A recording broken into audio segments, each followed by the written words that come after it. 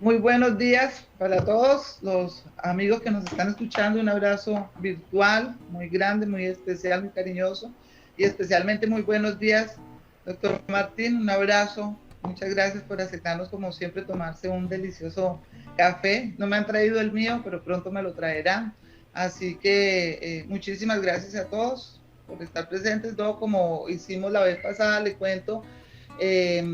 Hicimos una invitación para esta segunda parte del café, toda vez que la reunión de la vez pasada fue demasiado provechosa, pero generó muchas más inquietudes y las inquietudes inclusive realmente se están materializando con un grado especial de preocupación desde el martes que ya abrimos los despachos judiciales y que quiero confesarle que en el caso mío, con todo lo tecnológica que soy, con todo lo que me gusta, veo que es muy complicado uno desprenderse de ese ADN que tiene físico. Entonces, todo este tema de los traslados, no solamente la parte jurídica que vamos a discutir con usted, sino en la parte real. Entonces, ¿cómo voy a hacer el traslado al secretario sin el expediente? Y entonces, ¿dónde dejo la constancia?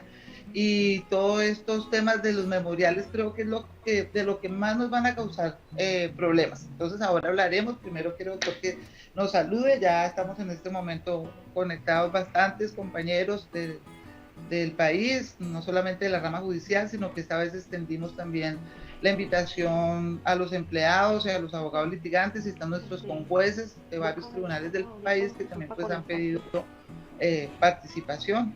Organizamos esta vez la reunión solamente por Zoom nosotros y retransmitirla por YouTube para que fuera más fácil. La vez pasada teníamos mucha interferencia de los micrófonos y de eso. Igual yo aquí tengo mi iPad al lado y todas las preguntas que se van a ir haciendo yo se las voy transmitiendo. Doctor, buenos días. Buenos días. ¿Me escuchan perfectamente? Sí, doctor. ¿Sí, ¿sí escuchan? Ok. Pues muchas gracias, Vicky. Yo tal vez quería si usted me lo permite, arrancar haciendo una pequeña introducción como de los temas que creo que son sobre los cuales hay como más inquietudes y pues repetirles adicionalmente que ese es un trabajo que hacemos en el cual simplemente tratamos de compartir las inquietudes que tenemos, tratamos de mirar cuál es la mejor manera de resolverlas sin que pues nadie haya hecho un pronunciamiento oficial sobre nada, porque es una ley que acaba de salir. Estamos simplemente intentando entenderla, intentando aplicarla e intentando ser, digamos que, lo más proactivos en ese punto, ¿cierto? Yo quisiera, si me puedo compartir la pantalla. Claro que sí, doctor. Perfectamente. Usted dice que el anfitrión... Ya. Pero ya le voy a dar la autorización a ser anfitrión. Cambiar de anfitrión, listo. Listo. Listo. Entonces, yo quisiera como que tuviéramos en cuenta primero esto, ¿cierto? Fíjense que el acuerdo del 27 de junio de 2020, que es el que nos rige actualmente, hizo dos cosas. Uno, ratificó que a partir del 1 de julio se levanta la suspensión de términos, ¿de acuerdo? Primer punto, ¿cierto? Pero el artículo segundo dio una cosa muy importante: atención a usuarios. Las sedes judiciales y administrativas de la rama judicial no prestarán atención presencial al público. No prestarán atención presencial al público. Entonces, digamos que lo que está dispuesto hoy en la rama judicial es que, uno, los términos ya no están suspendidos. Y eso implica, por ejemplo, que la suspensión de la caducidad, que fue, lo dijimos la vez pasada, de 3 meses y 14 días, ya reanuda. O sea, en todas las acciones hay 3 meses, 14 días más, pero ya digamos que eso va a dar un campo de que la gente pueda preparar sus demandas, pero lo cierto es que tenemos las sedes de los juzgados sin prestar servicio al público. La idea fundamental en esto es que hoy deberían las partes poder presentar las demandas vía correo electrónico. Y creo que ayer la presidenta del Consejo de la Judicatura manifestó que se han presentado en el primer día más de 5.000 demandas en todo el país. Entonces, digamos que arrancamos con presentación de demandas vía correo electrónico, razón por la cual se levantaron términos. Digamos que yo creería que hay como dos grandes campos en los cuales tenemos que poner atención. Un campo en el que vamos a arrancar digitalmente, y yo creo que hay que mirar que las demandas vengan con todos los correos electrónicos, que establezcamos comunicación digital con el abogado de la parte demandante, que empecemos a darle traslado, o sea, que apliquemos todo el decreto para que nos permite en realidad, cuando uno arranca desde el principio, yo no creo que haya mayor problema en adelantar el proceso, repito, en lo posible, en adelantar mediante un correo electrónico, para no hablar tanto de medios digitales. Creo que en eso no hay ningún problema.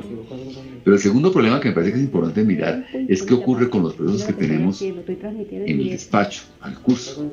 Los que tenemos, o sea, no los que van a iniciar, sino los que tenemos ahí listos.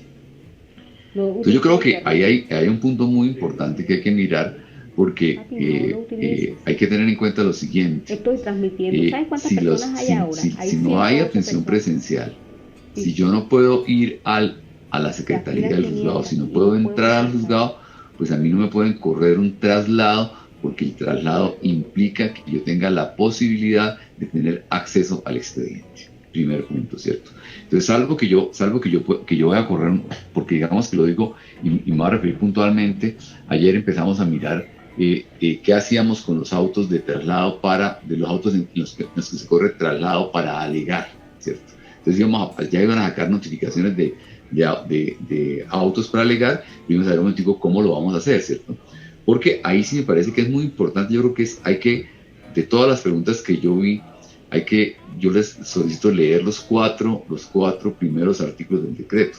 Los 4 primeros artículos del decreto tienen principios generales que hay que atender, principios de flexibilidad, principios de atención al público, principios de garantizar el debido proceso a las personas, principio de utilizar primordialmente las comunicaciones digitales. Entonces me parece que en todo eso hay que poner atención. Entonces, puntualmente yo me refiero al parágrafo 1 del artículo 806, que dice: para el efecto, las autoridades judiciales procurarán la efectiva comunicación virtual con los usuarios de la Administración de Justicia y adoptarán las medidas pertinentes para que, a mí me parece que estas dos frases son muy importantes, para que las partes puedan conocer las decisiones y ejercer sus derechos. Entonces uno no puede arrancar hoy a notificar un auto diciéndose: corre de traslado para alegar, si las partes no pueden entrar al juzgado y si yo no tengo el expediente digital en la nube, ¿de acuerdo? Porque yo no puedo alegar eso. Pero además se nota, o sea, si a mí me corre en traslado, ejemplo, de un incidente de nulidad, ¿cierto? Y si corre de traslado a nulidad, pregúnteme cómo hago yo para descorrer un traslado a nulidad si no miro el expediente a ver qué fue lo que pasó, si la notificación está hecha. Yo tengo que mirar el expediente para poderlo hacer, ¿de acuerdo? Entonces, primer punto, si no tenemos acceso, porque está dado esto, acceso a las sedes, pues hay que mirar cómo se hace, cómo se garantiza. Repito, 2 cosas: 1, que las partes puedan conocer las decisiones, y 2, que puedan ejercer sus derechos. Les cuento qué hicimos nosotros ayer. O sea, porque además en esto creo que al juez le toca irse a la secretaría, coordinar con los funcionarios del despacho y mirar cómo vamos a hacer para cumplir esto de la mejor manera. Y la mejor manera, yo vuelvo al punto, la mejor manera es que podamos trabajar digitalmente, que los abogados puedan ejercer sus derechos, que nosotros podamos trabajar desde nuestras casas y que podamos de la mejor manera adelantar esto sin necesidad de presencialidad, porque la presencialidad pues afecta la seguridad, afecta la salud de las personas, no solo de los funcionarios, sino de los usuarios. Eso me parece que es lo esencial a garantizar. Entonces, repito, ¿qué hicimos ayer? Está yendo muy poca gente del despacho, están yendo máximo el 20% a la sede. Entonces están yendo allá y no tenemos atención al público. Entonces, ¿qué hicimos? Cogimos los expedientes que tenemos al despacho para algún trámite, ¿cierto?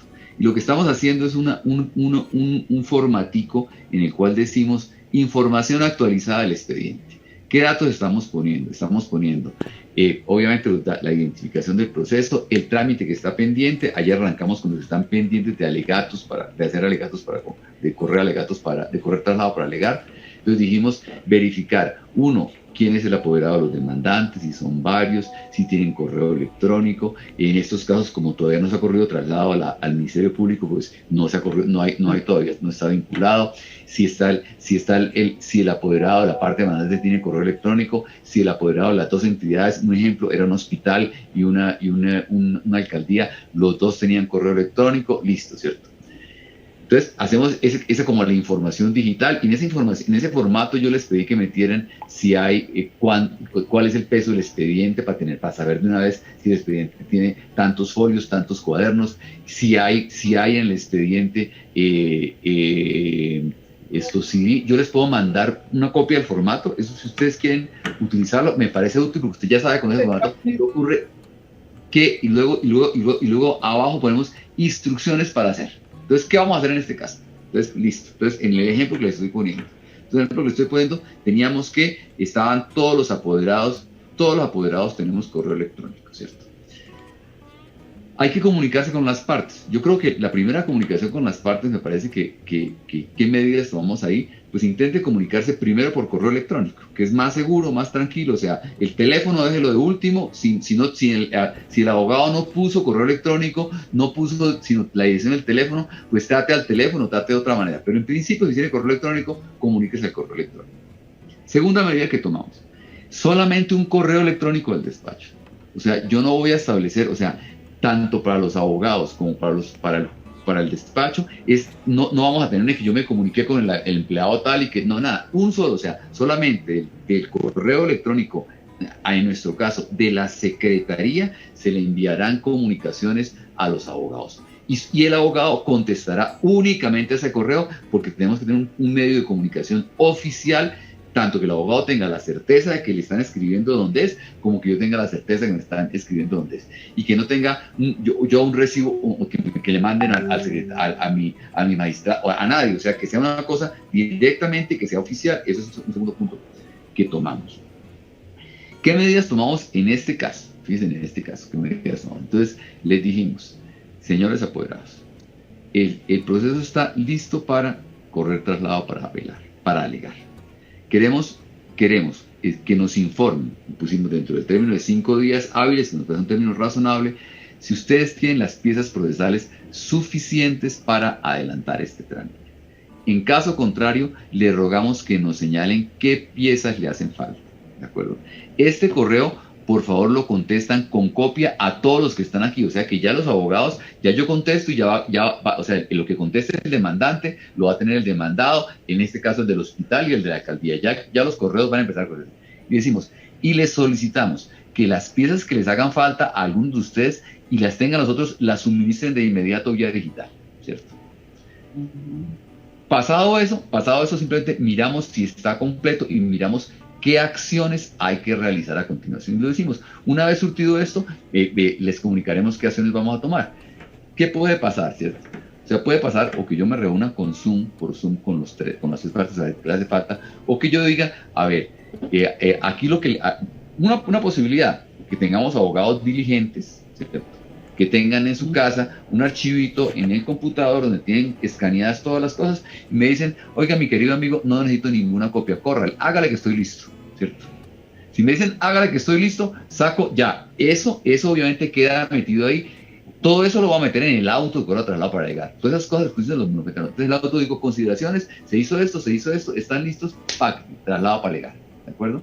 Y además ese traslado para llegar, como tengo comunicación digital con las partes, lo meto en el correo electrónico y se lo mando por correo electrónico a cada una de las partes. Y listo, porque de esa manera estoy cumpliendo con la obligación de comunicar, de establecer, adoptar las medidas pertinentes para que puedan conocer las decisiones. Y yo lo hago porque me parece mucho más adecuado que conozcan a que no conozcan. Porque estamos prestando un servicio público y somos servidores públicos y vamos a mejorar el servicio. Ese es el primer punto.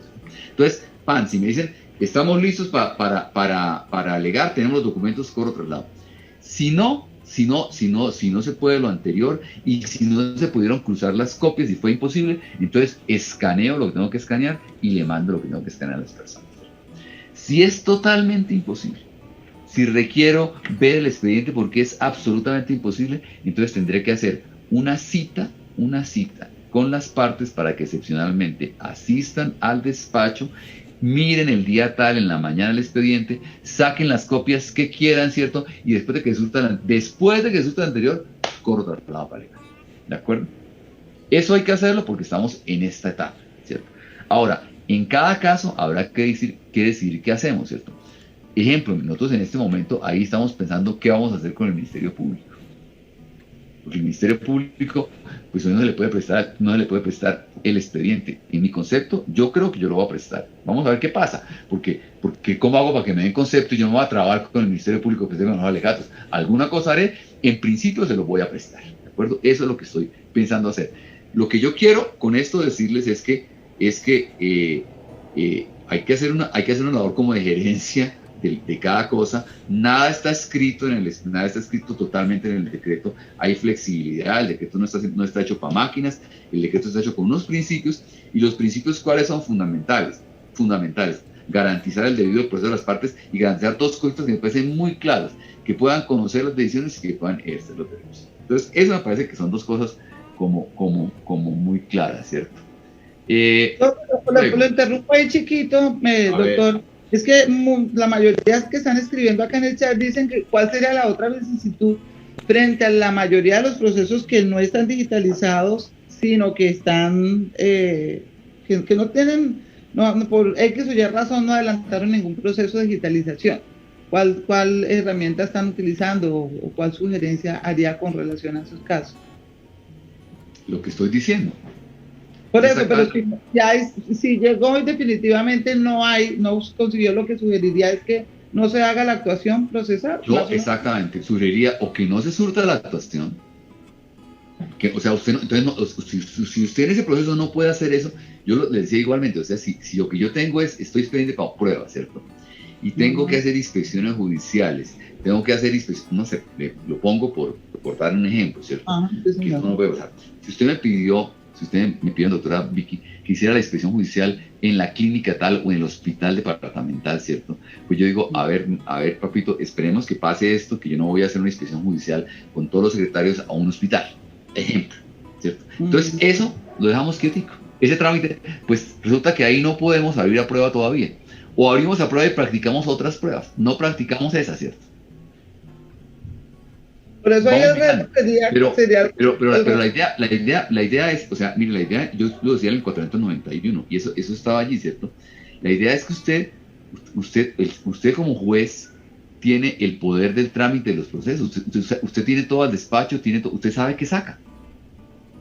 Usted sabe qué mueve, ¿de acuerdo? Mueva lo que pueda mover.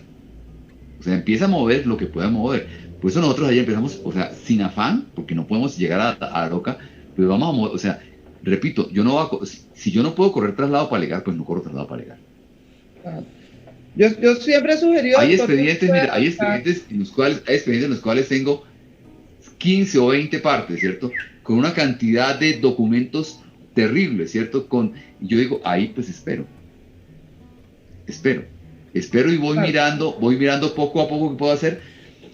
O sea, mientras estén cerrados los despachos, yo creo que yo no puedo, o sea, me parece que es totalmente claro que si yo sí le digo a la gente, oiga, está cerrado el despacho, lo va a correr traslado para alegar, está cerrado el despacho, lo va a correr traslado porque se pronuncia por una nulidad, yo creo que eso no se puede hacer.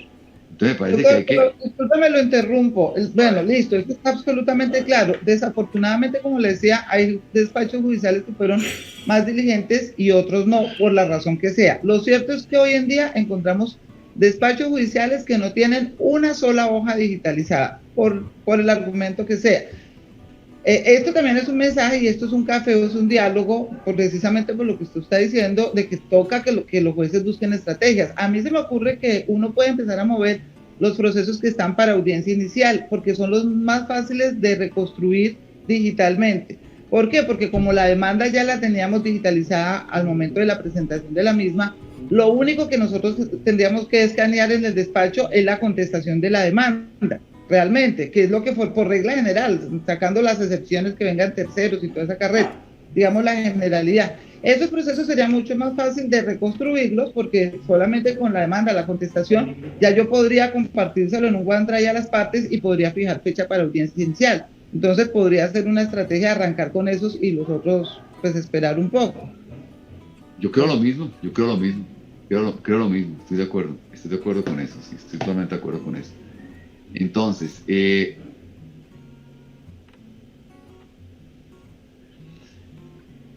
digamos que cuáles son las otras anotaciones generales que yo quería hacer por las preguntas, ¿cierto? 130 preguntas. Hay muchas preguntas que están ahí. O sea, el decreto 806 no deroga el CEPAC, suspende algunas normas, las complementa, hay que integrarlas, o sea, no se acabó lo uno con lo uno, no hay una incompatibilidad, hay que integrar las cosas, ¿cierto?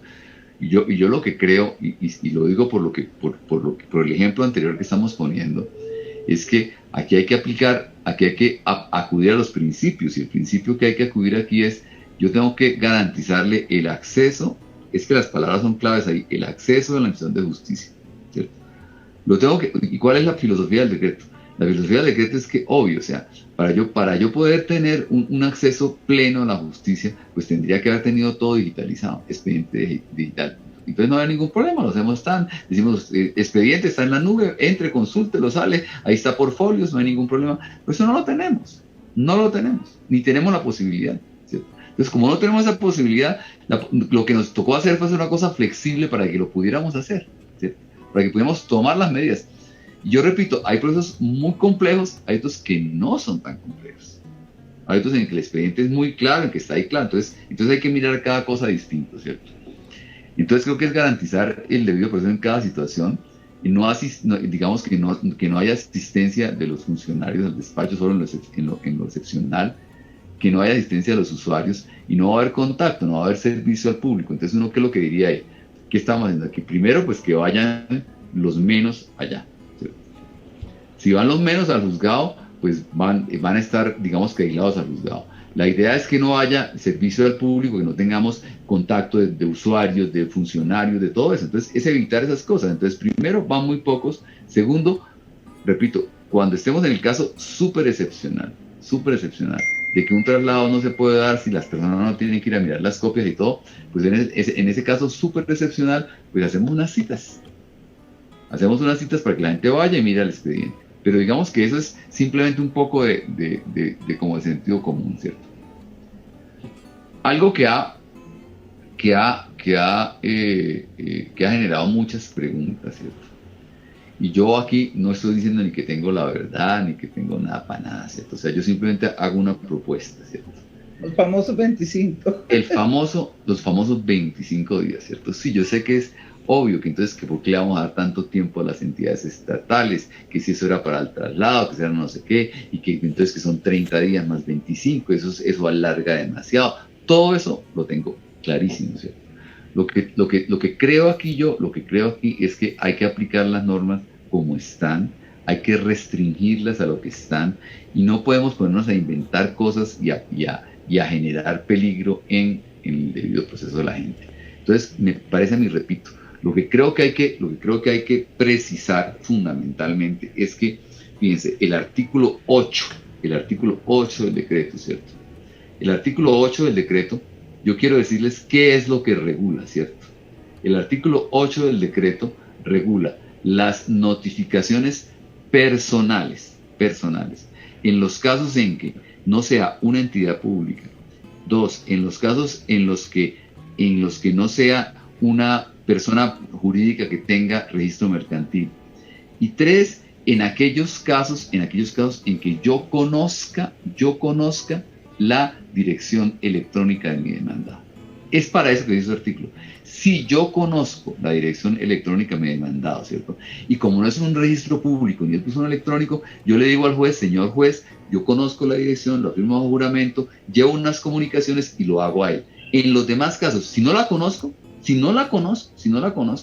lo que hago es, pues yo conozco la dirección física, mi querido juez, hagámoslo como está, con aviso, eso no quedó suspendido, porque no conozco la dirección electrónica, ¿yo dónde la saco? ¿De acuerdo? Primer punto. Segundo punto, si está el buzón electrónico o si está el registro mercantil, pues lo hacemos en nuestro caso como lo dice el artículo 199. Ese artículo 199, lo que yo quiero decir es que lo único que se modificó fue no por el 8, sino por el 6. ¿Qué es lo que cambió? Lo que cambia simplemente es el tema de la notificación, el tema de las copias para el traslado. Entonces simplemente lo que está cambiando es que yo, en lugar de tener yo como demandante, en lugar de tener que llevar un bulto de copias por cada entidad, un bulto de copias para la entidad, mandárselas por postal y fuera de eso mandar el CD, pues simplemente lo que hago es como está previsto aquí. Lo que está previsto aquí es simplemente presento la demanda, la presento por correo electrónico, como se han presentado muchas demandas ya y está funcionando, presento en PDF los anexos, ¿cierto? El juez los recibe, ahí no estoy, y ese mismo correo electrónico le mando copia a los demandados, al Ministerio Público, a la Agencia de Defensa del Estado. Punto, ¿cierto? Yo no estoy, con eso no se está surtiendo el traslado. El juez simplemente admite la demanda y cuando le notifica a esas entidades, pues no le manda nuevamente las copias de los anexos porque usted ya se los mandó. Eso es todo lo que ocurre. En el resto, la norma debe seguir igual. Por eso lo que yo sugiero es simplemente que le tachemos eso. ¿Cuáles son las dificultades que se han presentado? Primera pregunta, el mensaje de identificar, dice el artículo 99, deberá identificar la notificación que se realice y contener la copia de la providencia a notificar de la demanda. Se presumirá que el destinatario ha recibido la notificación cuando el iniciador recepcione, acuse, recibo o pueda por otro medio constatar el acceso del destinatario al mensaje. El secretario hará constar este hecho en el expediente. Esa norma se viene aplicando. ¿Cómo se va a seguir aplicando? Igual como se ha venido aplicando antes. Esa norma no va a tener ningún cambio. Ahora no me digan que hay un lío ahí con que se recepcione. No, eso está en el código, en el CEPACA, y ahí se viene aplicando. Se seguiría aplicando igualitica, si tenemos dificultades, igual, ¿cierto? Pero lo que yo conozco hasta ahora es que o había un acuse de recibo por la entidad, o el secretario certificaba cuándo se había recibido, y para mí lo clarito de cuándo empezaba a correr el término es cuando el secretario ha certificado cuándo fue la notificación a la última entidad. A partir de ahí comienzan a correr los 25 días y después corren los 30 días porque eso no fue cambiado. Que no nos guste, que sea largo, sí, pero yo no puedo ir a decir hoy que los 25 días desaparecieron. Entonces, que claro, que es que a mí me parece que eran para el traslado, que es que me parece que era para que consultaran, y como ahora se quitaron las copias, no, claro, todas esas cosas lógicas pueden ser así, pero yo qué sugiero ahí. Ahora, cada cual lo interpreta como quiera, ¿cierto? Yo cómo lo voy a interpretar, yo lo voy a interpretar como que si la norma no me dio una posibilidad, no me dijo expresamente que esos 25 días se quitan, yo no los voy a quitar. Porque yo prefiero aquí ser amplio en ese punto a inventarme cosas y a decir los 25 días desaparecieron por lógica, por no sé qué, y la lógica pues me parece que no aplica en este caso. Esa es mi percepción. Yo seguiría los 25 días porque eso no fue suprimido por el decreto y el CEPACA no está derogado de esa manera. Entonces digamos que esa sería mi percepción, ¿cierto? El propósito de las dos reformas, yo con esto quisiera responder muchas preguntas. Una pregunta para terminar hablando del tema del traslado. Están aquí preguntando, cuando la obligación del 806 es que las partes deben presentar la demanda a los demás sujetos procesales, ¿eso incluye mandarle la demanda al Ministerio Público o simplemente se entendería es con la parte demandada? Yo creo que para el CEPACA incluye la obligación de mandársela al Ministerio Público y la obligación de mandársela a la Agencia de Defensa del Estado en los casos en que la agencia sea parte. Bueno, gracias, doctor Yacir. Sí, señor. Ahora, lo que decía Vicky la vez pasada, pues en principio, o sea, habrá que mirar si no la mandaron, si el secretario puede cumplir ese requisito inmediatamente, o si van a admitir la demanda, esa es una decisión de ustedes. Yo creo que si estamos empezando hay que ser pedagógicos.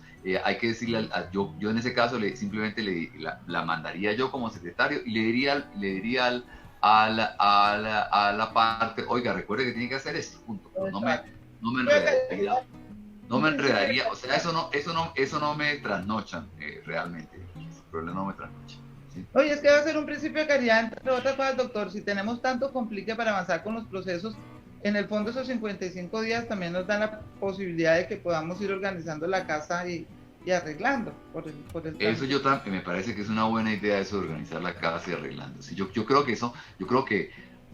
o sea, eso es como cuando, o sea, estamos pasando de la abstención total de justicia a arrancar, ¿cierto? Pues no vamos a, o sea, vamos a necesitar un tiempo de adaptación y vamos a acomodarnos. Digamos que estamos prestando el servicio, pero también yo creo que todo el mundo tiene que entender que tenemos que prestarlo bien y que va piano va lentano. Entonces vamos despacio y con buena letra, me parece que es lo adecuado. Otra pregunta antes de que siga con los temas que vienen ahora, que son los más álgidos. Una pregunta con relación a la caducidad de la prescripción. Listo, está claro y usted lo señaló desde el café pasado, 3 meses, 16 días es el 14. término, digamos, que se interrumpió y ya sabemos por qué, a diferencia de cómo se contabilizaba anterior. Y decía la norma que cuando los términos de caducidad eran menos de 30 días, no se sumaban 3 meses y 16 días, sino 30. Un caso puntual. Más, 30 más. Por eso, no 3 meses y 16, sino solo 30. No, 3 meses y 16 más 30. Bueno, la pregunta concreta es esta. A un señor le faltaba, el día que entramos en el cese de actividades, le faltaba un día. O sea, él tenía que presentar su demanda al día siguiente. En ese caso concreto, ¿cómo se le contabiliza el término? Era un medio de control, nulidad y restablecimiento del derecho, 4 meses de caducidad. Tiene un mes más por esa norma primera. Un mes más.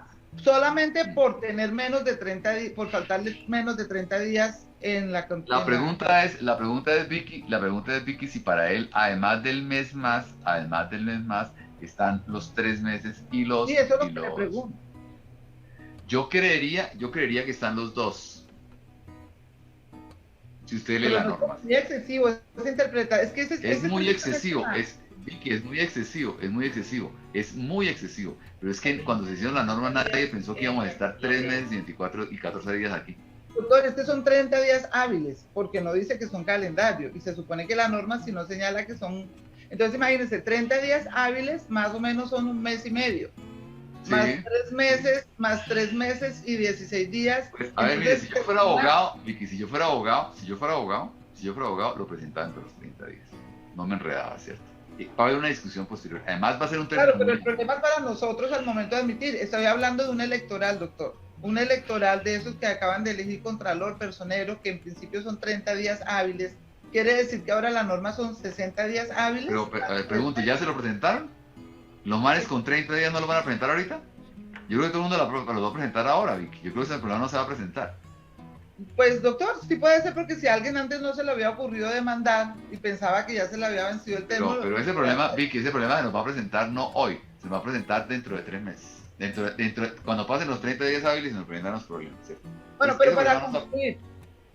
No se va a presentar ahora. Para concluir ese tema... Yo creería en principio, ¿cierto? En principio, porque habría que mirar, el decreto no tendríamos que mirarlo nuevamente, el 564, ¿cierto? Pero en principio, creería que los términos no son incompatibles, ¿cierto? Pero miremos el 564, echémosle una mirada, porque ese tema de pronto muchos lo tenían olvidado, el tema de la interrupción de la caducidad de la prescripción, y nos habíamos focalizado mucho en el 806, como ese no es una norma que está planteada ahí, sino en los decretos anteriores, y que además fueron contradictorios, porque uno inicialmente enredó el tema de eso lo explicaba en ese documento, pero miren, la norma dice así, ¿cierto? Dice, los términos de prescripción y caducidad previstos están, dice, en cualquier acción, ¿cierto? Sean de días, meses, años, se encuentran suspendidos desde el 16 de marzo hasta el día en que el Consejo Superior de la Judicatura disponga la reanudación de los términos judiciales. 2. El conteo de los términos de prescripción y caducidad se reanudará a partir del día hábil siguiente de la fecha que cesa la suspensión de términos judiciales ordenada por el Consejo de la Judicatura. Punto.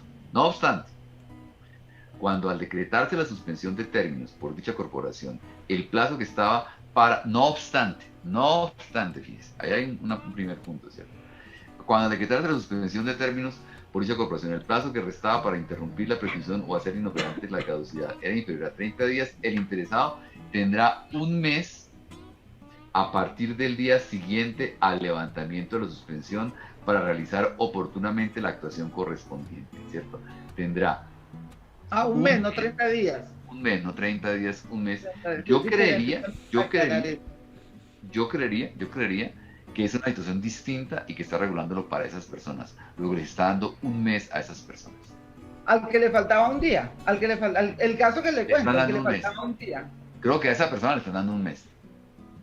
Ahora, Si yo también quiero explicarles esto, Vicky, le quiero explicar esto, ¿cierto? Esta norma es hecha para todas las jurisdicciones. Entonces, cuando se hace, pues no está pensando en los electorales que son tan cortitos, claro. No está pensando en las nulidades de crecimiento.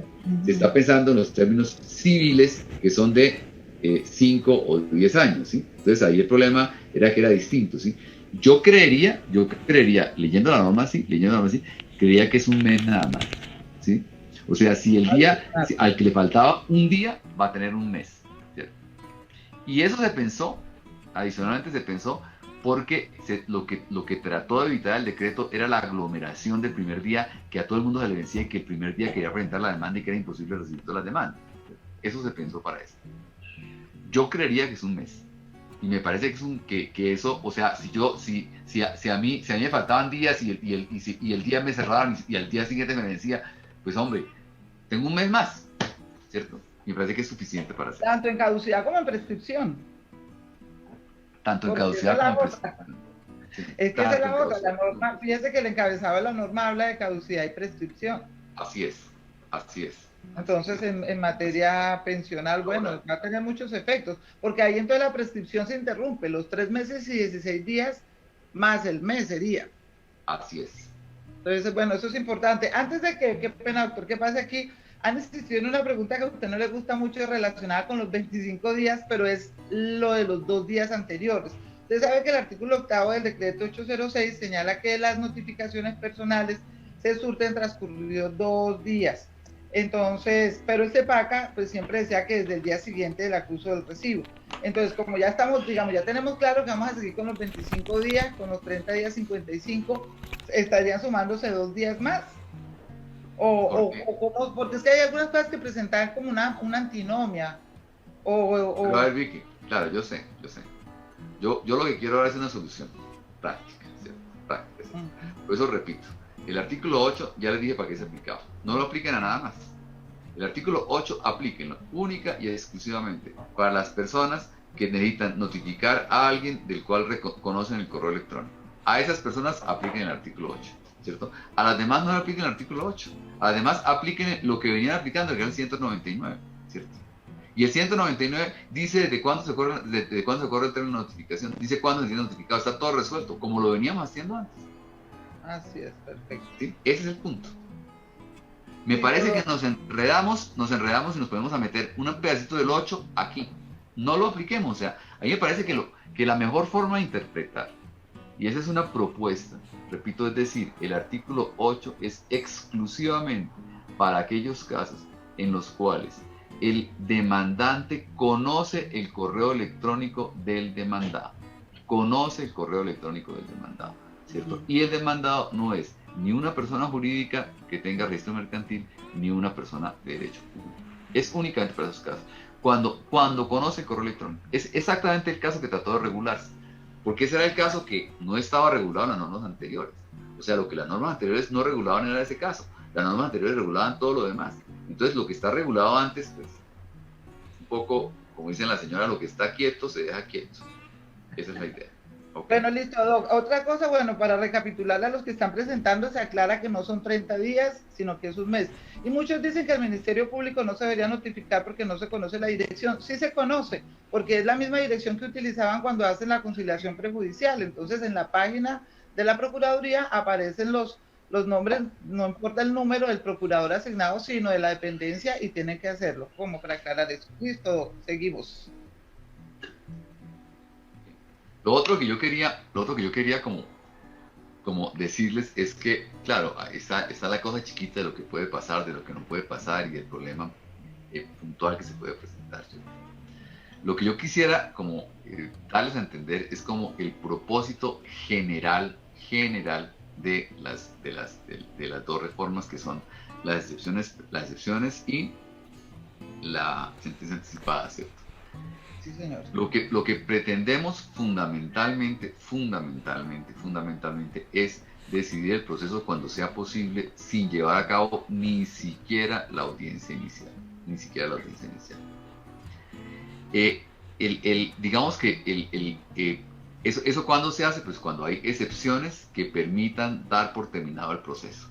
Entonces, hay excepciones que permiten dar por terminado el proceso, ahí incluimos también requisitos de procedibilidad. O sea, la idea es que si yo como juez me doy cuenta que este proceso se puede terminar porque hay una caducidad, porque hay una cosa juzgada, porque no acreditaban el pago en una acción de repetición, porque no acreditaron el requerimiento previo en la acción de cumplimiento, porque no acreditaron la petición previa en la acción popular. Cuando veo que se puede dar por terminado, pues lo doy por terminado y no adelanto el proceso. No lo adelanto. Así de sencillo, ¿cierto? Entonces, o dicto sentencia anticipada o resuelve excepciones. Esa es una regla que se llama una regla procesal general. O sea, la regla procesal en todos los procesos se establecieron las excepciones previas en el proceso porque se dijo, oiga, el proceso hay que ir depurándolo y hay que ir adelgazándolo, hay que ir reduciendo el objeto de la discusión. Por eso se dijo, excepciones previas, resolvamos todo ese tema de una vez primero, fijación del litigio, miremos en qué es lo que estamos en desacuerdo y cada vez vamos achiquitándonos el proceso para que la decisión sea cada vez más pequeña y en la sentencia tengamos una decisión muy pequeña de lo que vamos a tomar. Esa es la idea, ¿cierto? Entonces, digamos que lo otro esencial, lo fundamental es cuándo se requiere la audiencia inicial. La audiencia inicial se requiere fundamentalmente cuando vamos a practicar pruebas. Y se requiere la audiencia inicial porque la audiencia inicial tiene una cosa muy importante, pues además de la conciliación y además de todas las cosas que hacen ahí, ¿cierto? Tiene una cosa muy importante que es la fijación del litigio. Y la fijación del litigio es lo que me permite a mí saber qué pruebas voy a practicar, ¿cierto? Y lo otro que me parece importantísimo distinguir es que una cosa es solicitar pruebas y otra cosa es allegar pruebas. Los procesalistas de otras partes no dicen pedir pruebas, sino dicen ofrecer pruebas, porque es un término que es más bonito, que es decir, yo ofrezco pruebas. Cuando ofrezco pruebas, estoy diciendo allego estas y solicito estas, ¿de acuerdo? Es un término que puede ser un poco más amplio. Es un tema ahí semántico, ¿cierto? Pero lo cierto es que si en un proceso yo no requiero practicar pruebas, o sea, no requiero hacer un testimonio, no requiero hacer un interrogatorio de parte, no requiero hacer un dictamen pericial, pues si tengo pruebas documentales, lo puedo decidir antes de la audiencia inicial. Y eso hoy en esta época, pues obviamente que nos va a facilitar todo. O sea, nos va a facilitar todo porque no tiene sentido hacer audiencias cuando vamos simplemente en las audiencias a tomar decisiones que perfectamente se pueden tomar por escrito antes, en los cuales no vamos a requerir practicar pruebas, estar en inmediación con las partes, intentar conciliación, fijar el litigio, eso no lo vamos a requerir. Entonces, la idea de las dos reformas es fundamentalmente esa, ¿cierto? Entonces, visto si uno mira que esa es la apreciación general, pues digamos que puede entender que la idea es, en la medida en que usted no requiera practicar pruebas, pues hágale de una, o sea, o decida las excepciones o de una dicte sentencia anticipada. Pero, bueno, fíjese que ahí es donde estaba la famosa discusión que teníamos antes, ¿se acuerda? Con las empleadas del despacho, con usted, relacionado con, voy a contarles a todos un caso. Bueno, quiero contarles que ya estamos en este momento 450 personas conectadas escuchando al doctor y nuevamente agradeciéndole la deferencia tan especial para aclararnos las dudas. Era un caso del FOMAC, de esos normales que en principio uno pensaría que no tiene que hacer esa audiencia inicial porque son temas de derecho y que todas las pruebas, digamos, se incorporan. Pero en ese caso particular, esos demandantes, como tienen una demanda tipo, siempre tienen la costumbre de pedir una prueba que también siempre se la declaramos improcedente porque es algo que tenía la obligación de ellos de allegar, por decir algo del desprendible del último sueldo. Entonces siempre tradicionalmente se decía. En ese caso particular, en esos casos cuando estamos todos los jueces revisando esos procesos que habíamos ya fijado fecha para audiencia inicial y que en este momento tenemos que, digamos, retrotraer esa decisión porque ya en este momento lo que nos corresponde es no cumplir no cumplir como algunos pensaban, no, es que si ya yo fijé fecha de audiencia inicial me toca hacerla. Eso quedó claro con lo que conversamos con el doctor la vez pasada, no. Ahora ya este 806 dice que es frente a los procesos nuevos y los de trámite y hay que revisar. Entonces, en ese caso particular, doctor, estoy tratando de ambientar a los compañeros porque sé que ahí es donde viene el debate. Yo consideraría, y lo discutíamos con usted, ¿qué hacemos con esa prueba que pidieron? Pero que yo sé que no se la voy a conceder.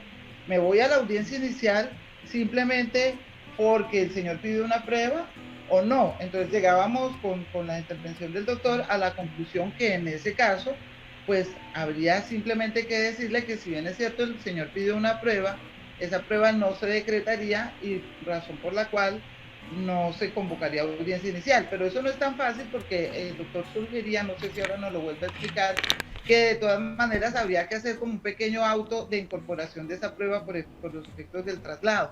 Entonces no sé si volvemos a tocar ese tema que tiene que ver mucho con lo que el doctor nos ha insistido ahora, que una cosa es solicitar pruebas y otra cosa es llegar, y otra cosa es decretar. Digamos que hay dos cosas distintas ahí. Una es las excepciones y otra la sentencia anticipada, ¿de acuerdo? Porque creo que ahí puede ser un caso más bien de sentencia anticipada que excepciones, ¿sí? Entonces, yo simplemente voy a referirme a las excepciones como para responder las preguntas que hay ahí, ¿cierto? Entonces, ¿yo qué diría primero? Mira, las excepciones, la regla general es que las excepciones no requieren práctica de pruebas, ¿cierto? Entonces, por eso está metida la legitimación en la causa, la caducidad, la cosa juzgada, la transacción. Se incluyeron que se tramitaban como excepciones previas. ¿Por qué? Porque se pueden decidir sin practicar pruebas. Esa es la razón, ¿cierto? Entonces, fíjense, ¿qué puede ocurrir en la práctica? Las presentan con la contestación de la demanda, ¿cierto? Allegan pruebas, ¿cierto? Y allegan las pruebas de las excepciones previas y las excepciones mixtas. Yo pongo aquí en otro color, puede ser que soliciten pruebas. Vamos a ver qué ocurre ahí, ¿cierto? Viene el traslado de la demanda, ¿cierto? El traslado de las excepciones previas al demandado, ¿cierto? Al demandante, que es por 3 días, perdón. Fíjense que ese traslado, yo les explicaba la vez pasada, ese traslado es para 2 cosas, para que se pronuncie o para que subsane, ¿cierto? Entonces, ¿qué es lo que puede hacer el demandante en ese momento, ¿cierto? Puede aportar un documento, dice, mire, ahí está el documento que están echando de menos. Entonces, uno aportó una prueba, aportó el documento para que la excepción previa no la declaren probada, sino que rechacen la excepción previa, porque digo, ahí está el documento, o se pronunció, digo, el documento está en tal lado.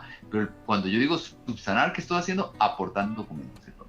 Puede ser que solicite pruebas, o sea, eso puede pasar, yo lo tengo clarísimo, o sea, así diga que no hay pruebas, pues tanto el demandado puede solicitar pruebas como el demandado puede solicitar pruebas. ¿Qué hace el juez? ¿Qué hace el juez después de lo anterior? Pues el juez tiene que resolver el incidente, resolver las excepciones previas o de fondo, ¿cierto? Entonces, en ese caso, el juez, ¿qué tendría que hacer? Si pidieron pruebas, ¿cierto? Que es lo que pongo yo aquí en el color marroncito. Si pidieron pruebas, pues tendrá que pronunciarse sobre las pruebas pedidas. Tiene una restricción probatoria, hay una restricción probatoria indudable, ¿cierto?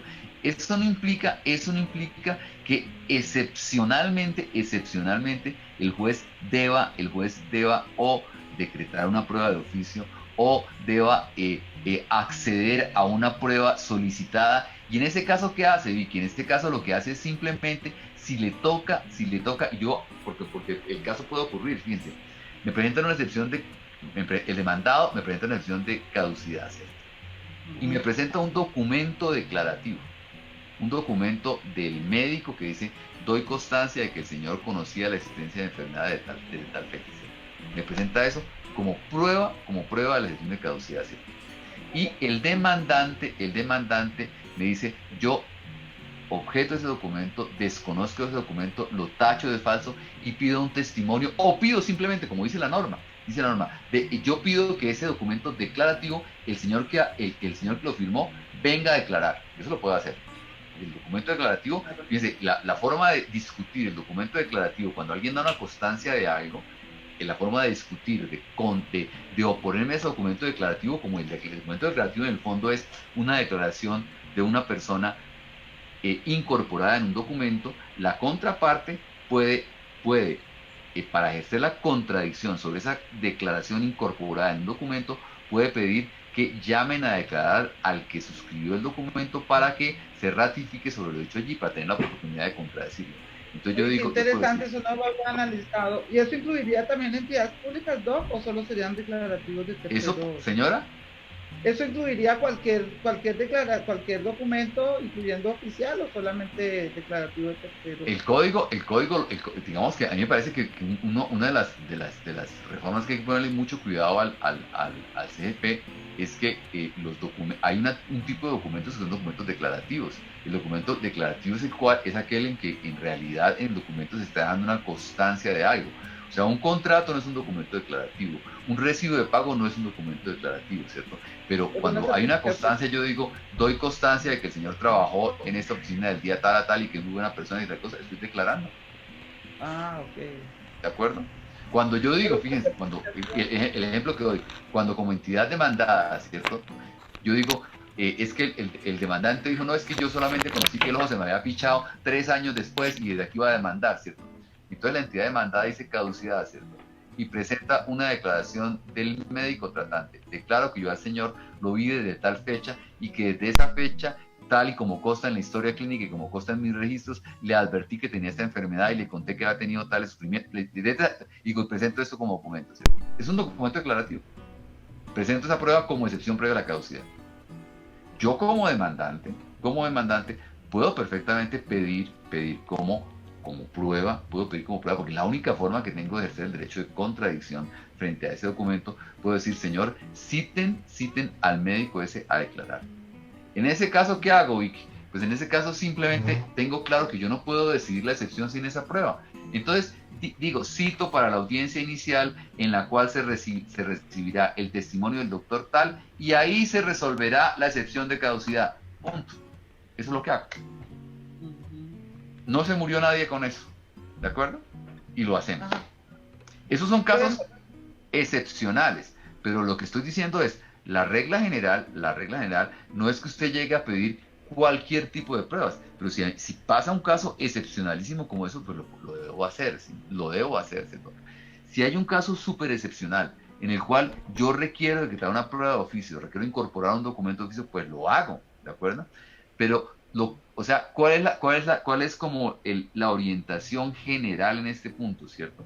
La orientación general en este punto es, oiga, para resolver las excepciones, no haga audiencia inicial si no es indispensable que practique una prueba.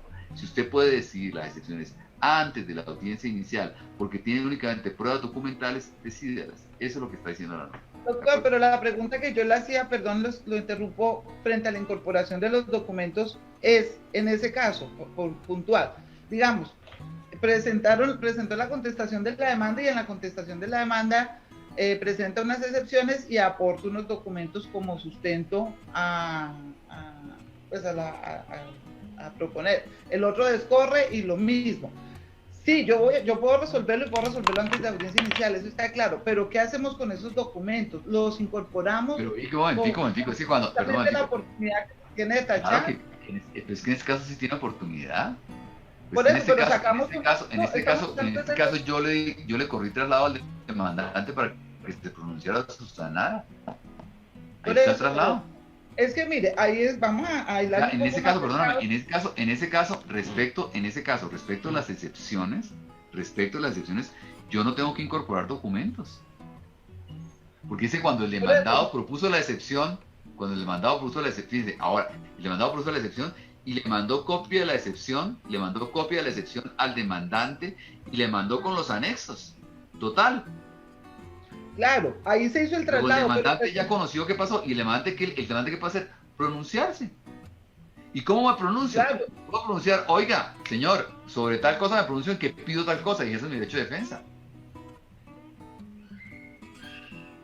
Yo no tengo que después hacer un auto incorporando pruebas documentales, Vicky, en las excepciones. Ajá, simplemente las dos. ¿Ah? Simplemente las tengo ya por incorporadas cuando voy a resolver. Es por la oportunidad. Porque es que, perdón, lo importante aquí, me parece a mí que es el principio. O sea, yo no podría fallar el proceso, fíjese, contra el demandante si el demandante no tuvo la oportunidad de conocer las pruebas que presentó el demandado cuando propuso la excepción, ¿cierto? En este caso, como le corrí traslado, como se le corrió traslado, como él recibió la excepción y todos los documentos, pues él ya las conoció y tuvo un término para pronunciarse sobre ellos. Luego yo no estoy sorprendiendo a nadie ni estoy violando el derecho de defensa a nadie. Bueno, pero déjeme, yo leílo un poquito delgado y vamos a poner un caso concreto para que usted me precise, por favor, y nos precise a todos cuál es el momento del traslado de las nuevas pruebas. Presenta una demanda, listo. Sí. La otra entidad contesta la demanda. Ya sabemos que contesta la demanda y le manda copia a él, y en esa contestación de la demanda presenta unas excepciones y aporta unos documentos. Sabemos que él, cuando contesta esa demanda y presenta esas excepciones, obviamente se lo mandó con copia al correo de la parte demandante, y ahí, digamos, ella tuvo conocimiento de eso. Pero esa parte demandante, a su vez, tiene la oportunidad de descorrer esas excepciones.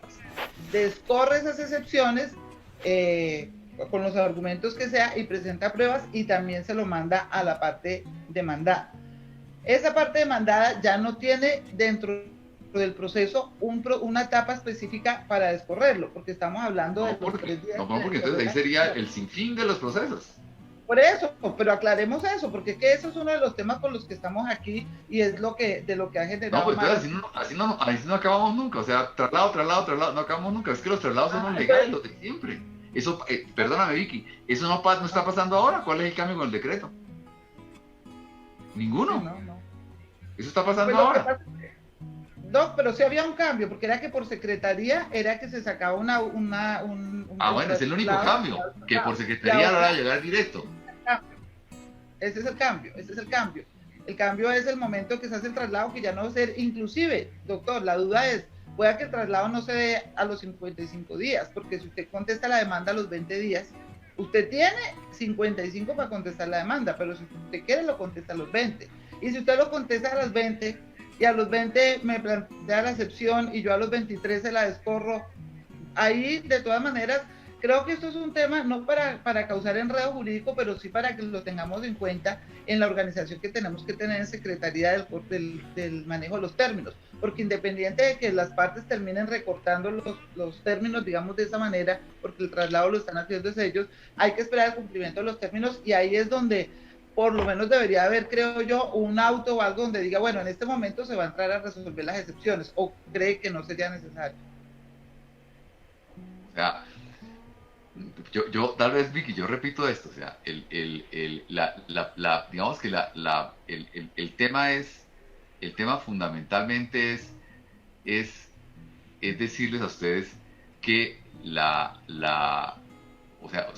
el decreto no cambia lo que tenemos. O sea, si yo soy entidad demandada, ¿cierto? Y yo como entidad demandada, en lugar de contestar la demanda a los 55 días, la contesto la demanda a los 10 días. Pues renuncié al resto del término. Y si renuncié al término y yo a contestar la demanda le mando copia a todas las partes, pues a partir de ahí empieza a correr el término a ellos. ¿Sí? Y yo creo que el efecto aquí sí va a ser ese, el efecto que cambia con remitir el sí es ese, ¿cierto? Porque antes uno tenía la discusión de que había que esperar el término completo, o si yo podía contestar y después complementar la contestación de la demanda. Eso ya no va a pasar ahora, porque hay como el traslado es automático, pues simplemente cuando yo contesto la demanda y le remito el escrito a las otras partes, ahí sí empieza a correr el término de los traslados que están en el código de traslado de los memoriales, y es automático el traslado. Luego empieza a correr el término al otro.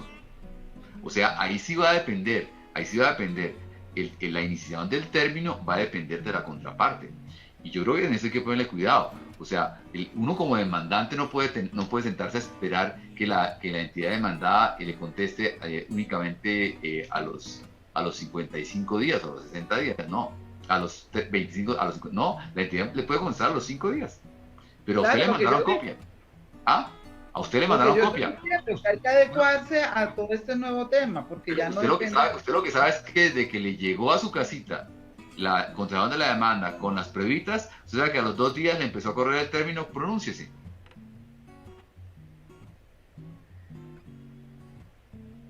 Ahora, o sea, ¿cuál es el cambio? Pues el cambio pues es un cambio obvio que puede ser duro y que puede ser de cultura, ¿cierto? El cambio es que antes uno como abogado estaba esperando que la secretaría le corriera traslado, que además la secretaría podía demorarse fijando el aviso, que podía no sé qué, que aquí mientras bajaba, que mientras subía, que no sé qué, podía demorarse, no. Ahora la comunicación digital pues tiene el efecto de que es más rápida, de que llega mejor, pero pues de que corre también más rápido, ¿no? Y la idea del decreto es eliminar cosas como que, o sea, la pregunta digitalmente o en correo electrónico es, ¿qué sentido tiene que si yo le mando copia de la contestación o de cualquier memorial, qué sentido de un recurso de reposición, por ejemplo? Si yo meto un recurso de reposición, ¿cierto? Y yo cuando meto el recurso de reposición le mando copia, o sea, presento el recurso con un correo electrónico ante el juzgado y le mando copia a las dos partes, o sea, ¿qué sentido tiene que lo revisen y que después el secretario corra traslado y que lo fije en la secretaría durante tantos días? Ninguno. Ninguno, porque el demandado ya recibió el recurso y ya recibió los anexos que tienen, ¿cierto? Y fíjense que en ese caso, ¿cierto? El recurso, cuando el código decía el recurso se surte por secretaría, lo que quiere decir es que ese recurso, al correr el traslado, previamente no hay que hacer ningún examen sobre el contenido del recurso. O sea, simplemente lo que hace el secretario no toma decisiones en el proceso, sino corre traslado, las decisiones las toma el juez. El secretario dice, lo que recibí suyo, papá, se lo paso a usted. Eso es todo lo que hace el secretario. Porque si los traslados que requieren auto es en los cuales dice, recibí, examino lo que mandó y si está correcto se lo paso al otro, que es la demanda. ¿De acuerdo? Recibo la demanda, reviso los requisitos de admisibilidad. Si están completos, la admito y corro traslado. El traslado que dice se surte traslado por secretaría quiere decir que el juez no toma ninguna decisión. Esa es la diferencia. Entonces, eso es lo que ocurre aquí y que va a salir más rápido, va a salir más rápido. Pero la pregunta mía es, ¿qué sentido tendría que ese pasa de allá a aquí, le sigamos poniendo la talanquera de aquí a enredarnos con eso? Ninguno. Y por eso el código dijo, se entenderá tantos días después. Ahora, que pueda haber fraudes, no sé qué, no, porque es que el recurso de reposición que presenté se lo dirigí al juzgado. El juzgado sabe cuándo lo recibió, allá quedó presentado en el juzgado. Yo no puedo hacer truquitos ni mandándole a usted un recurso distinto del otro, no. Ese que le mandé a usted va con copia a los demás. Ese que le mandé, con esas pruebas que le mandé a usted, señor juez, es el mismo que va con copia a los demás, porque usted verifica que dice CCA, ahí ya llegó, estuvo listo. Esa es como la idea.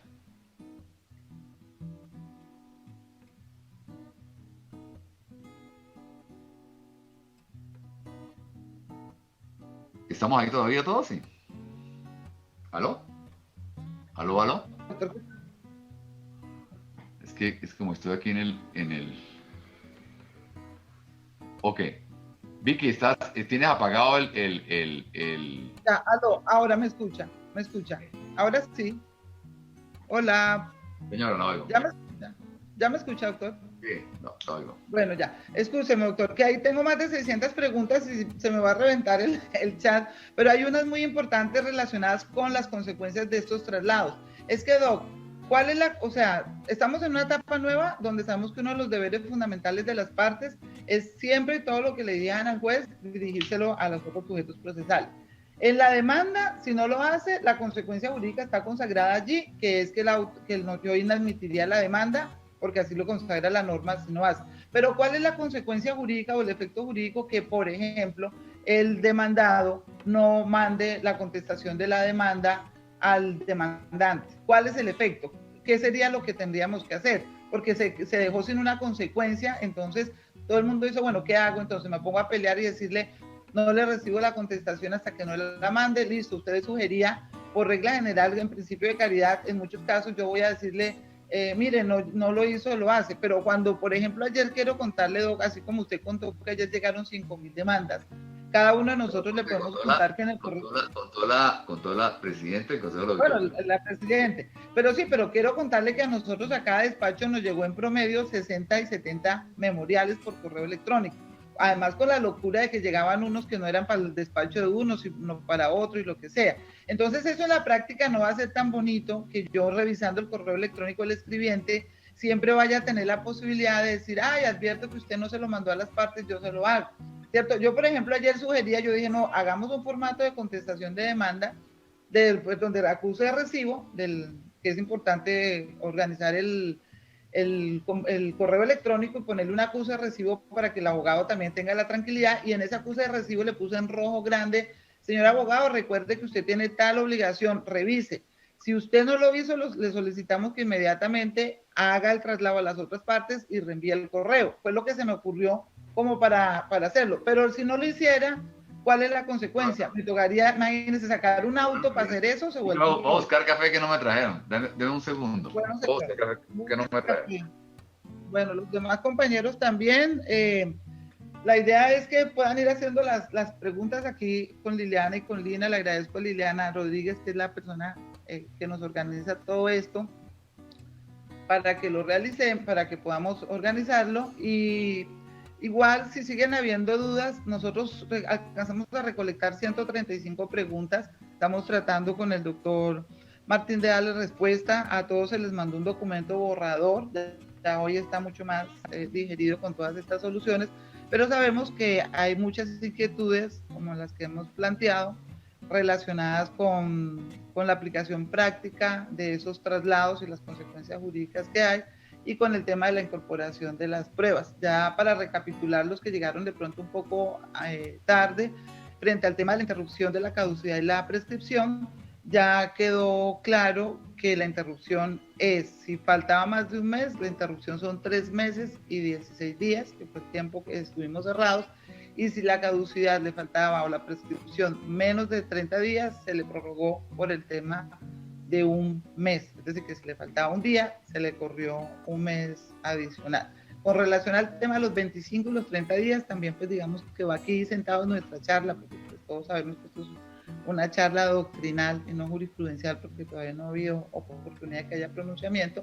Pues en la interpretación del doctor, que es una autoridad por supuesto procesal, pues dice que de la norma no se entiende que haya habido modificación del tema de los 25 días adicionales de la notificación, y que los 2 días del 805 no se cuentan, sino que sigue aplicándose al día siguiente. Es decir, que en conclusión son 55 días y no 57 días los que tienen que ver. En el caso del traslado, que siempre se incluye al Ministerio Público, y que al Ministerio Público se le manda el correo general del Ministerio Público para hacerlo. Listo, que estaba haciendo una pequeña recapitulación mientras llegaba con su delicioso café. Y estábamos hablando de cómo podríamos zanjar las consecuencias de las partes que no hacen los traslados a la parte contraria.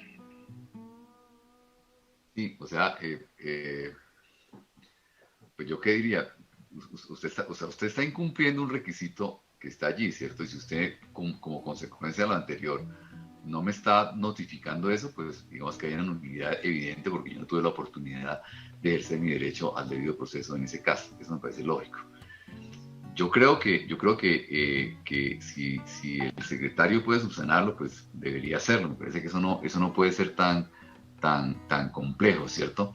Sí puede hacerlo, pero en el caso de que no resulte eso, pues veo clarísimo que ahí hay una irregularidad que puede, en modo de ver, generar una nulidad, ¿sí? Eso como en cualquier caso en que usted no me dio traslado de un recurso y lo resolvió sin el traslado, un traslado obligatorio, creo que hay una irregularidad, repito, aplicaríamos las normas generales. Pero yo creo que, yo lo que le decía a Vicky ayer era un poco que aquí también tendríamos que hacer eso de los partes pedagógicos. O sea, cuando uno arranca y eso es un tema también del principio de confianza legítimo y de todo, cuando uno arranca con cosas nuevas, pues si puede ayudar y se puede decirle, oiga, le estoy dando traslado, pero fíjese que tiene que hacerlo de esta manera, pues hacerlo de esa manera. Nosotros estamos en los autos, en todos los autos que estamos proyectando, estamos diciendo, se recuerda las partes que nos decidió hacerlo de tal manera, se requiere para que traigan tal cosa, se recuerda que o sea, estamos haciendo como un recorderis al abogado para que sepa qué tiene o sea, qué requisitos tiene que cumplir. Pues obviamente que se presume que todos conocemos la ley, que se presume que todos hemos leído un decreto que no es tan largo, pero todos tenemos dudas. En el acuse de recibo, yo recomiendo que al generar automáticamente el acuse de recibo de todos los correos electrónicos, se puede hacer eso. Doctor, hablando de recibo... Yo digo, perdóname, Vicky, yo digo en el acuse de recibo, o sea, cuando yo ejercía la profesión y sobre todo con las entidades administrativas, a mí me llegaba un correo electrónico y yo inmediatamente le contestaba: señor, muchas gracias, lo recibí. ¿Por qué razón? Pues porque es que yo creo que esa es la actitud que debe hacer, y no es una actitud de fair play, pero no solamente es eso, ¿cierto? Es que a todos nos sirve funcionar de esa manera, ¿de acuerdo? O sea, si está funcionando digitalmente la justicia, y si usted me está llegando todos los documentos a mi casa, ¿cierto? Y no me obliga a ir, y yo puedo contestar teniendo toda una nubecita, y puedo contestar digitalmente, oiga, se nos está facilitando la vida a todos, a todos. Entonces, para que eso funcione, para que cojamos confianza con el sistema, hay que hacerlo así. Y otro punto que yo creo que eso va a pasar, y o sea, adquirir confianza no es fácil. Cuando uno es abogado, le decían, fíjese, cuando empezamos a hablar de presentaciones de la demanda sin autenticación, todos decíamos, pero no, llévalo a la notaría antes, porque es que al juez se le ocurre, allá hay un juez que le ocurre una ideita distinta, entonces yo prefiero seguirlo haciendo como antes. Pues hay que hacerlo como ahora, porque si seguimos con el cuento de que yo prefiero seguirlo haciendo como antes, pues no le cogemos confianza al sistema, y esto requiere que confiemos en el sistema y que todos actuemos de la misma manera. Que todos actuemos de la misma manera y confiemos en el sistema. Si no, pues vamos a tener muchas dificultades. Yo no sé si tal vez lo otro que yo quería... Una preguntita para el tema que estamos acá también en discusión. La contabilización de los términos del último día, ¿usted cree que se debe indicar, como señalaba la ley esas del 57, me olvidó el nombre, que se debe tener que se presentó el memorial en términos, si llega hasta la última hora hábil del despacho, o en este caso debería entenderse que es hasta las 12 de la noche? Estamos hablando del término del último día cuando llega un correo. Mire, por ahí circuló una cosa como casi que un meme que decía que un juez había dicho que porque había llegado a las 6 de la tarde terrible, pero pues eso es lo que dice el código. O sea, el código dice que hasta las 5 de la tarde, ¿no? Dice que hasta la última hora hábil, hasta el último minuto. Es las 5 de la tarde. ¿Qué es las 5 de la tarde? Pues yo creo que sigue siendo eso. Yo creo que los memoriales no hay que mandarlos a las 12 de la noche, ni los hay que mandarlos a esa hora, hay que mandarlos a la hora que es. Y la norma es esa, ¿sí? Sí.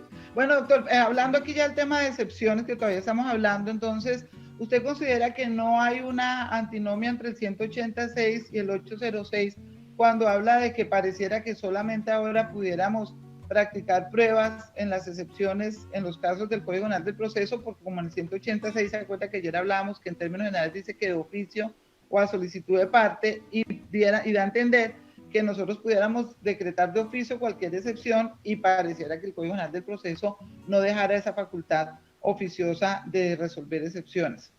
¿Cómo quedamos en esa interpretación? Yo creo que los jueces pueden, antes de la audiencia inicial, tanto declarar terminado el proceso porque encuentran probada una excepción, o pueden declarar terminado el proceso porque encuentran que no se cumplió un requisito de procedibilidad.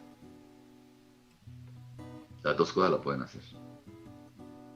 Y yo creo que ahí no hay ninguna antinomia entre nada. O sea, la idea simplemente es, el cambio es resolver excepciones antes de la audiencia inicial. Entonces, si yo encuentro probada la caducidad. Ahora, yo también quiero o sea, esto tampoco es que esté cambiando muchas cosas adicionales. O sea, todos ustedes jueces saben que hay una cantidad que un buen control al momento de admitir la demanda, pues evita 50 líos de esto, ¿cierto? Si yo controlo adecuadamente la demanda y me doy cuenta que usted no cumplió el requisito de procedibilidad porque no hizo conciliación previa, o me encuentro que está caducada, pues rechazo la demanda de una, y digamos que eso ocurre en gran cantidad de casos. Estos casos de las excepciones y el requisito de procedibilidad no es que sea pues el mare magnum de cosas. Es cuando simplemente no se ha advertido la existencia de la excepción, sino que el que la advierte es el demandado. Pero en gran cantidad de casos esto se subsana con un auto inmediatamente. Entonces yo creo que también este tema de si se puede oficiosamente o no se puede oficiosamente, pues a ver, si yo puedo rechazar una demanda por caducidad, ¿por qué no puedo declarar la excepción ante la audiencia inicial? O sea, y además en un auto que tiene apelación, o sea, uno, digamos que ahí, fíjense, le repito, lean por favor los 4 primeros artículos del decreto. Y bueno, O y sea, ahí incluye los requisitos de procedibilidad también, ¿no? Claro, requisitos de procedibilidad también, sí. También se pueden decretar, obvio, sí. Y ahora es que no tiene, y digamos que no tiene sentido de que si yo me doy cuenta que no está acreditado el pago de la acción de repetición, entonces dicto audiencia inicial, practico pruebas, alegatos y solamente en sentencia digo eso. No, Dios mío. Esa es como la idea.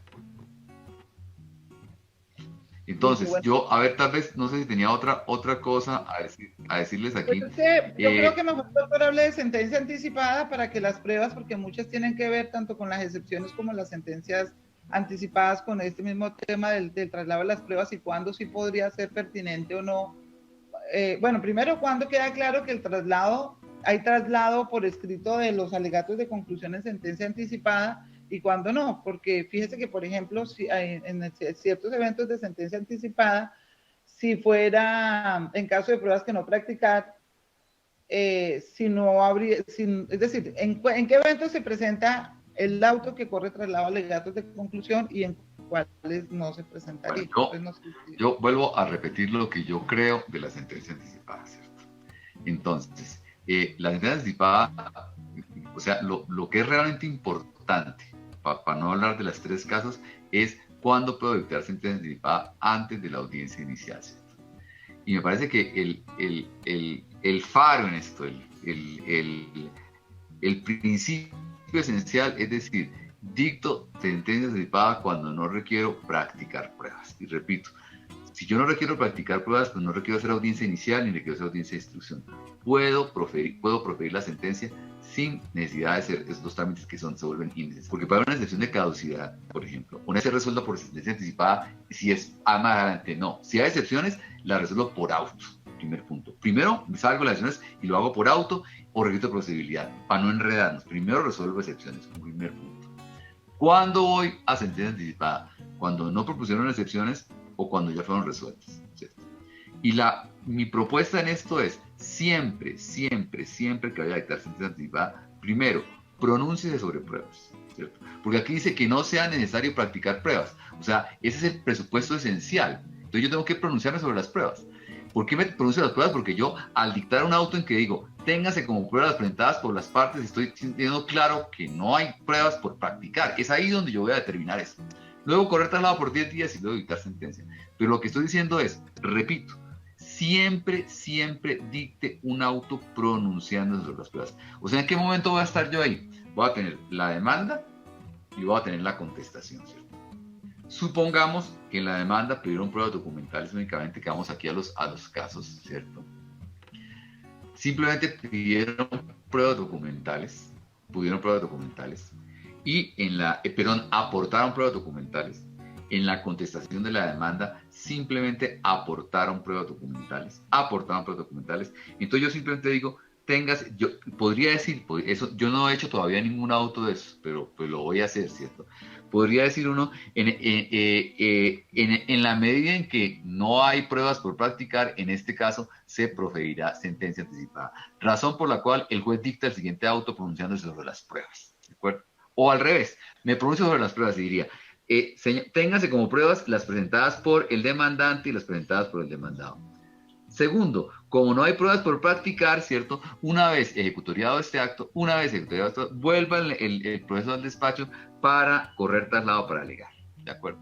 Entonces, de esa manera yo estoy permitiéndole a las partes que se pronuncien y sobre todo al demandante que se pronuncie sobre las documentales allegadas con la contestación de la demanda, ¿cierto? Si él quiere pronunciarse, puede hacerlo en ese momento. Luego viene el auto para alegar y luego dicto sentencia. Primera posibilidad, ¿cierto? Segunda posibilidad que puede ocurrir. Las partes presentaron solamente pruebas documentales, pero pidieron pruebas documentales. Ahí yo sigo en el mismo presupuesto. No es necesario practicar pruebas. Sigo en el mismo presupuesto. Entonces yo puedo perfectamente decretar las pruebas documentales, oficiar a tal parte, si se cumplen los requisitos ya, yo digamos que corregí mi versión anterior y en lo que les mandé estoy diciendo que yo creo que mirando todas las normas del CGP, sí es claro que las partes tienen la obligación de aportar las pruebas y solamente pueden pedirlas en el caso en que nos traigan el derecho de petición, que no nos contestaron. Pero si traen eso, si ocurre eso, y las partes requieren pruebas porque efectivamente yo hice el derecho de petición y no las trajeron, ¿cierto? O porque no sé, o porque el demandado, la entidad demandada no cumplió con la obligación de traer la historia clínica o de traer el expediente administrativo, ¿cierto? Yo estoy pidiendo la prueba, ¿cierto? La misma hipótesis de que no es necesario practicar pruebas, porque solamente voy a decretar pruebas. Entonces simplemente decreto las pruebas documentales, ordeno los oficios, cuando estén llenos doy el traslado y luego doy traslado para alegar igualitico lo traslado como oficio. Y ahora viene el tercer punto, que es el que puede ser más complejo, ¿cierto? Asuntos en los cuales yo considero que no es pertinente, conducente o útil decretar las pruebas, ¿cierto? Entonces simplemente me han pedido, no te estoy oyendo, La que me han pedido en ese tercer... del FOMAC, sí señor, que era que pidieron una prueba, pero que no es pertinente.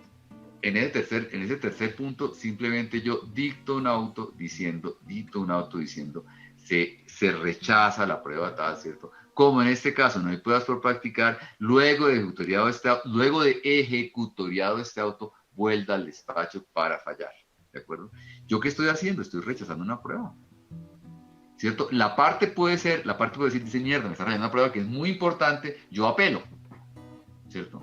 Pero si la parte dice, este documento ya está, si el FOMAC ya está y saben que se lo están diciendo, no hay necesidad de practicarlo, pues el man se va a quedar callado y le dictan sentencia de uno. Pero yo estoy rechazando una prueba.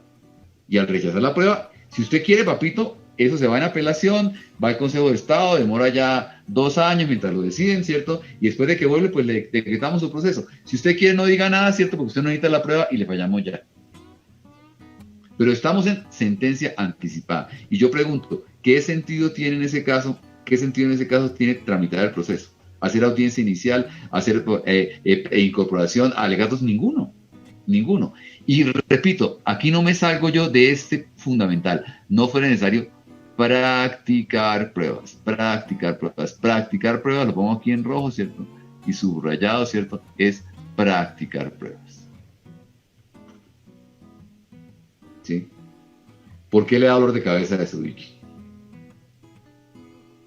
Lo que pasa es que yo creo que no es tanto los dolores reales, sino más los imaginarios, porque pues apenas vamos a empezar, obviamente todos llevamos apenas 2 días, pero le empiezan a uno a generar esas dudas, como le decía, cuando uno está empezando a organizar los expedientes, y uno dice, bueno, listo, estos del FOMAC salen por sentencia anticipada, pero había una petición de una prueba. Pues bueno, ya usted está dando una solución, como para no entrar de manera arbitraria, porque la parte demandante puede estar pensando, yo pedí una prueba, es decir, que hay pruebas que practicar, entonces digamos que por lealtad procesal, o bueno, no sé cómo será al principio, pues sería esa la solución de manifestarle que esas pruebas que pidió no se va a practicar porque no es conducente o lo que sea, okay. O las otras, bueno, sí se van a incorporar. Ahora, yo sé que hay algunos casos en los cuales en las preguntas estamos retrocediendo de la oralidad, en algunos casos en que los jueces,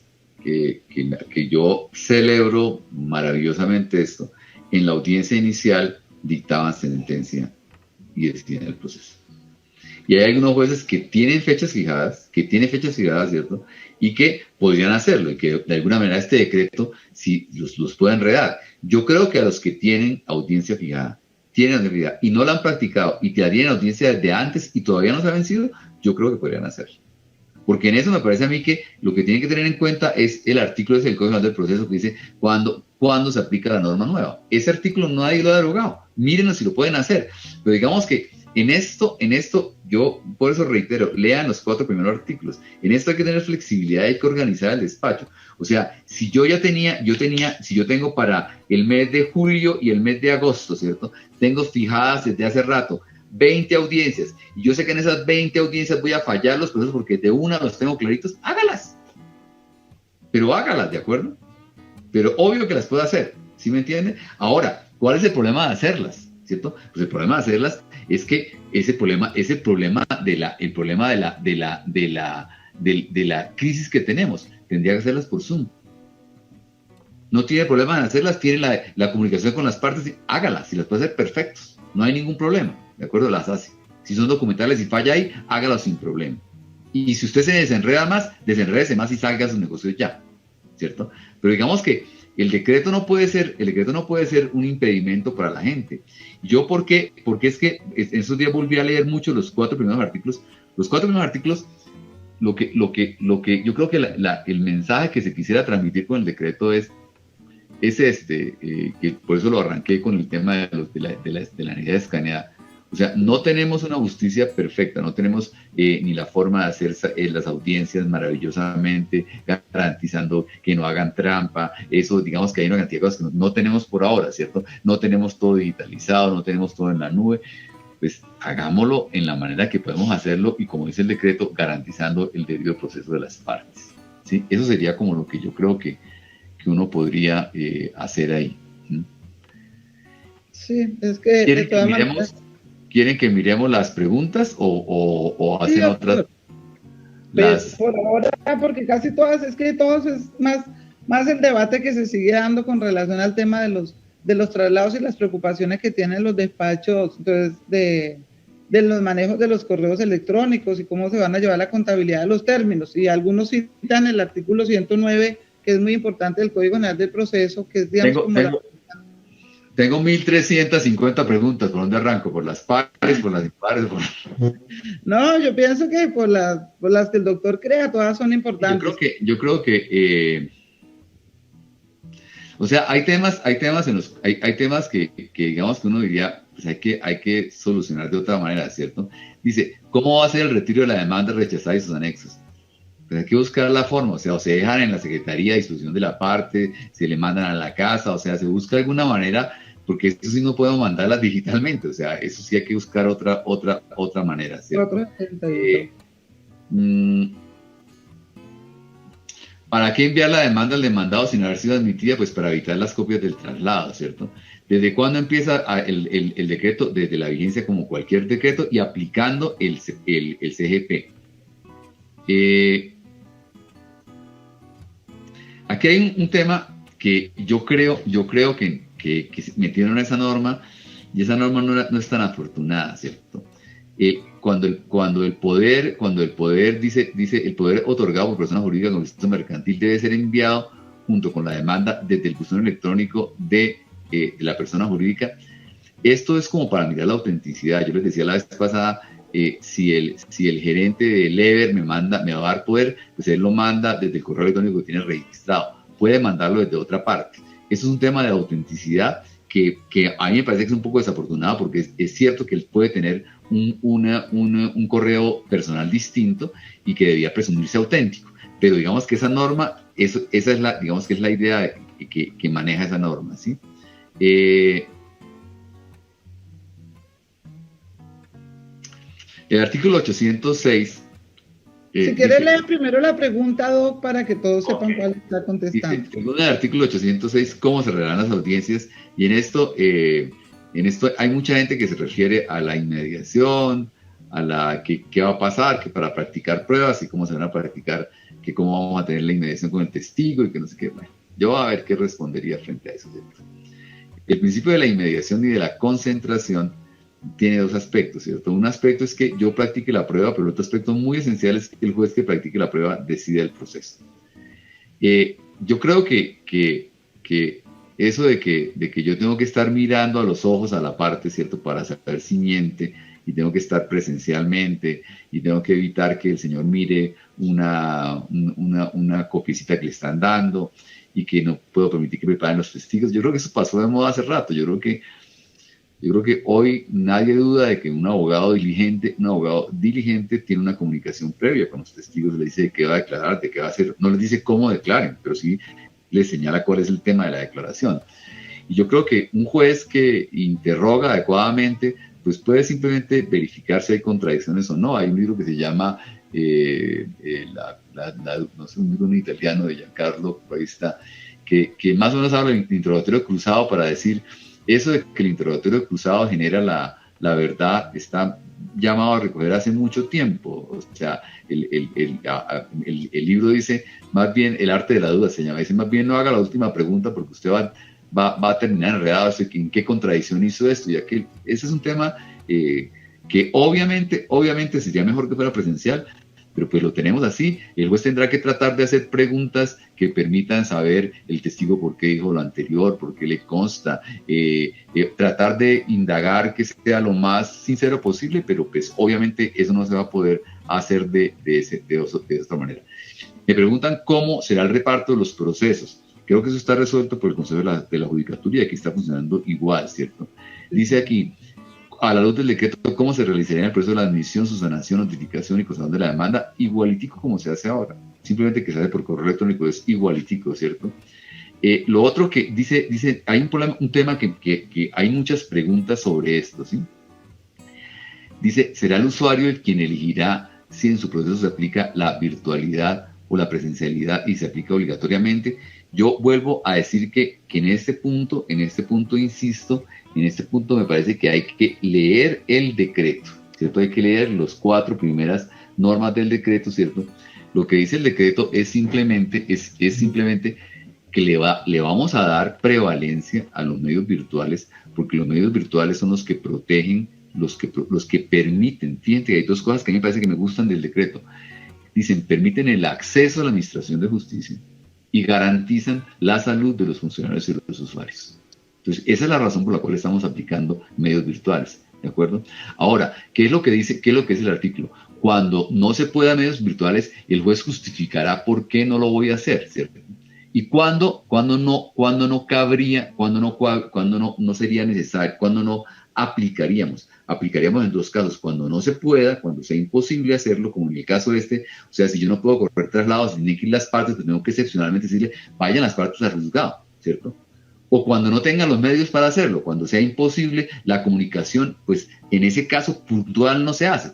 Ahora, lo que no quiere decir eso es que yo no permita, porque aquí hay que hacer, o sea, yo no puedo decir simplemente, en mi despacho no voy a aplicar la virtualidad, y en mi despacho todo será igual y todo será, no, porque hay tenemos normas generales, yo lo leí al principio, el Consejo de la Judicatura dijo, no hay atención presencial. Y si a mí como abogado me dicen no hay atención presencial, es porque usted, señor juez, me tiene que recibir todo por correo electrónico y usted tiene que intentar la comunicación digital conmigo.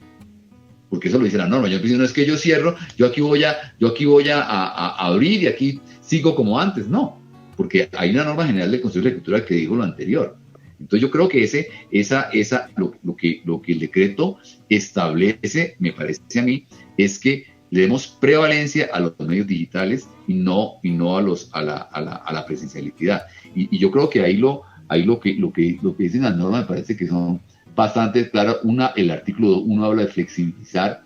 El artículo 2 dice, en aquellos eventos en los cuales los procesales o la autoridad judicial no cuenten con los medios tecnológicos para cumplir con las medidas establecidas o no sea necesario acudir a ellos, se deberá prestar el servicio en forma presencial siempre que sea posible y se ajuste a las disposiciones, ¿de acuerdo? Pero eso no es que digamos que arbitrariamente yo coja por un lado o coja por el otro, porque yo no puedo de esa manera afectar a las otras personas. ¿Qué otra cosa yo...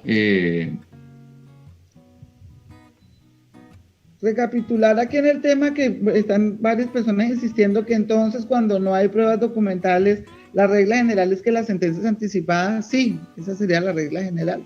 Es decir, eso yo creo que es uno de los principales objetivos del 806, descongestionar la audiencia inicial y solo practicarla cuando efectivamente hay pruebas para practicar. De resto, las sacaremos por sentencia anticipada, ¿cierto? Esa es una conclusión. Mira, hay otro punto que dice, una pregunta que me gustó, que dice, ¿cómo se notifica a una persona natural que no cuente con correo electrónico, ¿cierto? Personalmente, con el aviso. Si yo voy a demandar a una persona natural, si una entidad pública va a hacer una repetición contra un exagente y no tiene el correo electrónico y conoce la dirección, pues no puede ni siquiera aplicar el 8.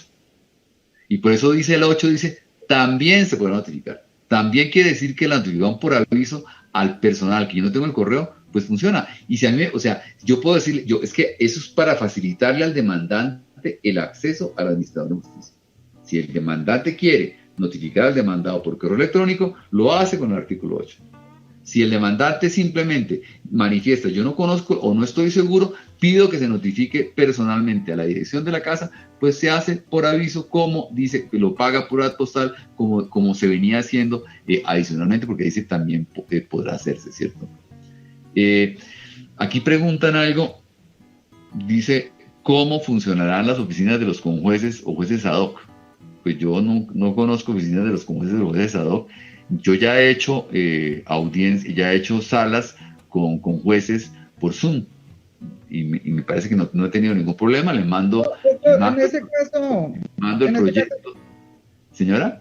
No, ahí la pregunta es porque pues en todos los tribunales del país, usted sabe que a raíz de todas las demandas que nos hemos declarado en pedidos, se tuvieron que crear secretarías de conjueces y fuera de eso, esos conjueces o jueces ad hoc tienen un problema grande, aparte de que no les pagan, y es que cada uno en promedio está teniendo a su cargo hasta 80 procesos, imagínense, y tienen que manejar de escrituralidad como jueces ad hoc y como conjueces, y de oralidad como jueces ad hoc y como conjueces, porque ellos hacen la primera y la segunda instancia. Entonces, en los tribunales se han adecuado algunos espacios para que se manejara eso, pero usted sabe que tampoco el Consejo Superior de la Judicatura pues ha asignado recursos para hacerlo, sino que cada uno en cada tribunal se ha inventado alguna manera de ayudarles. Entonces digamos que eso es lo que va a quedar de pronto un poco más rezagado porque no tiene como tal un funcionamiento, ya dependerá de la voluntad de cada tribunal de cómo organiza, y bueno, y me imagino que ya a ustedes también en el Consejo de Estado les pasa lo mismo, porque todos esos poconón de procesos que hay, no es el conjuez normal y natural que uno conocía que era para dirimir un asunto, sino donde ellos tienen el 100% de todos sus procesos, sobre todo relacionados con las reclamaciones prestacionales de nosotros que están haciendo. Entonces, frente a ellos, pues digamos que es más bien una mirada del Consejo Superior a fortalecerlos, porque ellos no tienen ni siquiera correos institucionales para poder hacer todas sus cosas. Es más hacia eso que va la pregunta. Sí, yo no tenía conocimiento de eso, de la oficina de los conjueces realmente. Y no sé, yo creo que los conjueces pues, hay que apoyarlos, pero me parece complicado. Claro, es berraco, es muy berraco porque ellos como imagínense, entonces están en la duda si les dan correo institucional o no, porque pues son conjueces. Pero como le digo, con jueces con 80 y 70 procesos y procesos que están en trámite y que tienen el rollo de la escrituralidad, que entre otras cosas es una pregunta de eso, doctor, para aclarar. Este decreto 806 aplica también a los procesos que están en el sistema escritural, ¿cierto? Claro que sí. Ah, bueno, eso para aclarar. Entonces, claro, ellos tienen, imagínense, de jueces ad hoc y también a su vez hacen de conjueces en escrituralidad y en oralidad. Y entonces hay que manejar todo ese tema de ellos desde sus estados, de todo de las audiencias. Entonces ahí hay una situación especial, por lo menos en el caso de nosotros del tribunal, pues hemos hecho derechos de petición porque hay que fortalecerlos y habrá que abrirles correos porque cómo se les va a pedir que hagan audiencias. Pues yo creo que a ver, digamos que en las medidas que yo les contaba que tomamos ayer, a mí me parece que es fundamental por todo lo que es la autenticidad de las comunicaciones, establecer una comunicación digital entre el abogado desde su correo electrónico, el que tiene registrado, y la Secretaría del Despacho o del Tribunal a un solo correo. Eso es fundamental. Eso va a ser realmente esencial, porque fíjese que cuando yo mande un recurso, pues entonces yo en lugar de mandárselo al secretario del juzgado o al correo del juzgado, se lo mando al correo del secretario o se lo mando al correo del juez y le mando como copia ahí, pues ahí voy a empezar a generar complicaciones de que no se sabe cómo llegó. Tiene que haber alguien que lo tramite, o sea, digamos que nosotros lo que dispusimos ayer en nosotros es que estamos haciendo un informe de cada expediente, vamos a mandar correo a los abogados diciéndoles lo que les dije que le vamos a decir, pero no vamos a mandar correo desde el despacho. Vamos a mandar correo que la secretaría de la sala lo mande, de la sección, para que la respuesta sea ahí y para que todo se establezca oficialmente. Luego sí me parece como complicado empezar a tramitar comunicaciones entre el correo electrónico del conjuez, el privado del conjuez y el del abogado. No porque haya cosas de corrupción ni nada de esas cosas, que eso no me parece. El problema me parece es que yo sí creo que eso debe ser oficial, porque si va a haber un seguimiento oficial a eso y debe haber la certeza de que yo lo mandé allá y que lo mandé con copia a las otras partes. Yo creo que eso sí me parece que por Pero, lo menos deberían hacer eso, Vicky. sí, pero yo le hago una pregunta con lo que usted dice y en el caso de los que somos tribunales. Usted dice que listo, está bien que no se mande a muchos empleados, pero yo no sé hasta dónde vaya a ser un cuello de botella que no se mande a los correos por despacho, o sea, secretarial, y usted, por ejemplo, en la sección tercera le diga que todo llegue solo al correo electrónico de la secretaría de la sección tercera para todos los magistrados, porque no sé, eso en la práctica también va a ser más complicado. De pronto hubiese sido mejor que fuera en secretaría, pero por magistrado ponente, o así lo estamos haciendo en los tribunales. O sea, un correo por despacho. Nosotros decidimos hacerlo así porque nosotros no tenemos, Vicky, nosotros no tenemos por ahora, o sea, nosotros no lo manejamos despacho por despacho, lo manejamos siempre por secretaría, o sea, digamos que todos los trámites y digamos que los despachos tienen gente dedicada a proyectar y a sacar sentencias, pero no tiene gente dedicada al trámite secretarial, el trámite está radicado en la secretaría. Entonces, por eso queremos que todo siga tramitándose allá. Eso es como si yo le dijera que en lugar de presentar mi memorial en la secretaría, voy y se lo presento a la oficina suya. Es un poquitico eso lo que queremos evitar. ¿Sí? Pero lo que pasa es que el Consejo Superior de la Judicatura, cuando sacó los correos, si usted mira, por lo menos en caso de los tribunales, se publicó un correo por cada uno de los despachos. O sea, pero de secretaría, obviamente, pero bueno, eso ya es un tema. Hay una pregunta que es la siguiente que me parece que es importante de responder, ¿cierto? La pregunta dice si es obligatorio cuando yo notifico por estado mandar un mensaje de datos con el adjunto de la providencia a pesar de estar en el estado en la providencia judicial, ¿cierto? Yo lo respondo de la siguiente manera, ¿cierto? Primero, no es obligatorio. Primero, la norma dice que si yo solicité que me mandaran, creo que hay que mandar, ¿cierto? Pero yo frente al 806 y frente a una norma que me dice, yo procuraré la comunicación digital con las partes, yo lo remitiría. Yo estoy tranquilo remitiendo providencias a los correos electrónicos de los abogados. Eso, excúsenme, eso no cuesta nada. Eso implica simplemente prestar un servicio adecuado, eso implica garantizar de mejor manera el derecho de defensa y los derechos que puede ejercer las partes en el proceso. O sea, uno no tiene... Hay una forma más fácil, digamos, de hacerlo, y es que en todos los estados tengan ya hipervinculada todas las providencias.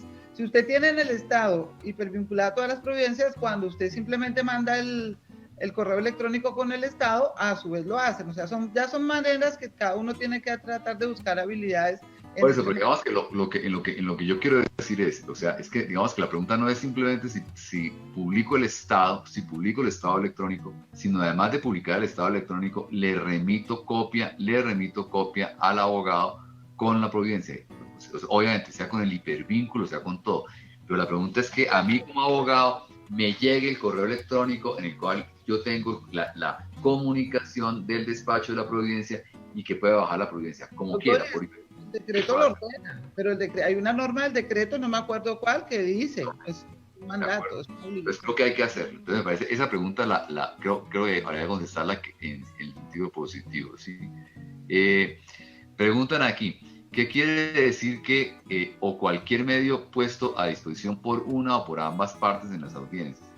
Pues simplemente en un juzgado una parte puede ofrecer una plataforma, puede ofrecer no sé, una cámara, puede ofrecer ayudas tecnológicas para que pueda celebrarse determinada, si hay un tema pericial requerimos una cámara en tal parte, una cámara aquí, y si la parte está dispuesta a ofrecer el medio tecnológico, pues se puede hacer. O sea, digamos que la idea es, yo tal vez reitero mucho esto, digamos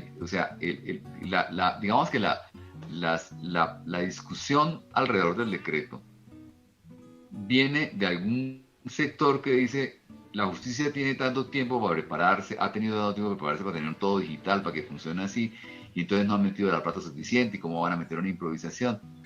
La pregunta es, o sea, ¿qué hacemos? ¿Esperamos a que cuánto dijeron que valía, cuántos billones valía digitalizar, cuántos billones valía establecer despachos súper adecuados, establecer todas las ayudas, muchísima plata, ¿cierto? Entonces la pregunta es, ¿mantenemos cerrado esto hasta que llegue eso o trabajamos de esta manera? Entonces, trabajar de esta manera quiere decir, pues logrémoslo con lo que tenemos, obvio, sin afectar los derechos de las partes. Entonces yo creo que eso es lo que quiere decir esto, ¿cierto? Yo creo que estas eran las preguntas que yo tenía como resaltadas. No sé si alguien tiene una pregunta más, porque esto era lo que yo tenía como resaltado aquí, Vicky, de lo que miré, pues, que mandaste. No sé si hay alguna otra pregunta que sea muy importante. No, que ellos consideran que hay nulidad por violación al numeral sexto del artículo 133 del Código General del Proceso, que dice que cuando se omite la oportunidad para alegar de conclusión o para sustentar un recurso de discorrer el traslado no se hace, que consideran que en esos casos de sentencia anticipada se daría nulidad, pero no veo por qué. ¿Pero por qué? O sea, nulidad, ¿por qué? ¿Por qué razón? No sé, que no entiendo la pregunta. Dicen que si las audiencias iniciales no se darán, donde no solo se aportaron pruebas, habría violación del numeral sexto. La verdad no entiendo la pregunta. El problema es que como no dejamos que hicieran intervención personal, no lo entendería. Yo pienso que es que hay muchos que creen que el hecho de que no se haga des la oportunidad de practicar pruebas viola la norma. Dice que la sentencia anticipada, dice, si para dictar sentencia anticipada basta que las pruebas sean documentales y no haya prueba que practicar, ¿qué pensaría si el juez observa que requiere alguna prueba de oficio? Ah, bueno, esa es otra pregunta, esa sí es más en el tema de que no hay pruebas que practicar, volvemos a lo mismo, a la pregunta que yo le hacía, ¿la facultad oficiosa está?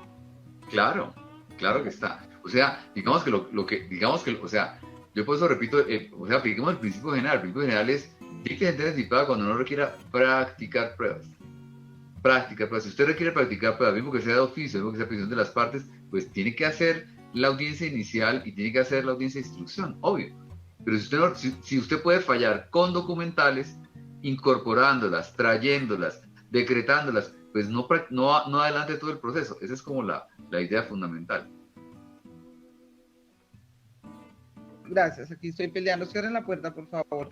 Otra pregunta dice que si los recursos contra la decisión que niegan las pruebas se conceden en el efecto suspensivo, y si no se conceden en el efecto suspensivo, significaría que se sigue con el trámite del proceso. Un poco también el tema que hablábamos ayer con relación a los recursos cuando se ha pedido una prueba, o en el escrito de demanda o contestación de demanda se pidió una prueba y yo la estoy negando, ¿cómo se manejaría el efecto? Ay, como lo venimos haciendo.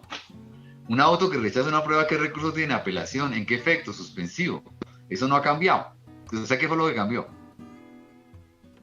En ese caso, pues no puedo, si yo negué una prueba, si yo me pronuncié sobre pruebas y dije, mire, en este caso, yo, en una acción de repetición, ¿cierto? Una acción de repetición, el señor me está pidiendo que traiga copia del expediente, del expediente que está en el tribunal, completa, ¿cierto? Yo digo, mire, yo aquí tengo la sentencia, tengo estas pruebas, yo veo clarito, no trajo más pruebas al demandante, yo aquí lo puedo fallar de una, ¿cierto? Entonces digo, rechazo la prueba porque es impertinente. Y el man me apela. Pues me apela, le doy la apelación y listo. Y no puedo dictar sentencia anticipada sino hasta que no venga la apelación y se acaba el problema. Cuando venga diciendo, confirmo, dicto la sentencia. ¿Qué es lo importante ahí? Pues que no dice audiencia inicial ni dice audiencia de instrucción. Eso es lo importante. Pero nadie ha dicho que un auto que niega una prueba no tenga los recursos que tiene. Eso en ninguna parte lo dice el decreto.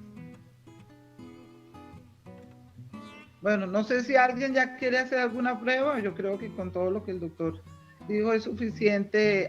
Bueno, aquí están hablando de TIVA. Bueno, pero eso ya son más preguntas de que hay algunos tribunales y juzgados que todavía no tienen implementado el TIVA o el sistema siglo XXI de información. Y obviamente eso sí es un deber que debemos tratar de hacer todos los servidores judiciales, porque es que también si uno se tiene que poner la mano en el considere, ¿cómo hace para que el abogado en este momento que no puede ir a la oficina, al tribunal, y si no le facilitamos por lo menos la información de la rama judicial de TIVA, pues también va a ser muy complicado? O sea, algo tenemos que hacer dentro de las limitaciones que hay, y por lo menos la obligación estaría relacionada con la actualización del del sistema de información. Hay otros aquí que están alegando que es que mandar las providencias por providencia es demasiado tiempo y que lo mejor es enviar el hipervínculo, y es lo que hablamos. La norma lo que dice es que hay que llevar hay que llegar la providencia, entonces es más fácil para un secretario hacer su estado, hipervincular todas las 40, 50 providencias, y cuando mande el link lo mande, pero lo importante es que el abogado pueda bajar su providencia, que es lo que está. Lo que pasa es que los abogados también están en un atraso grande,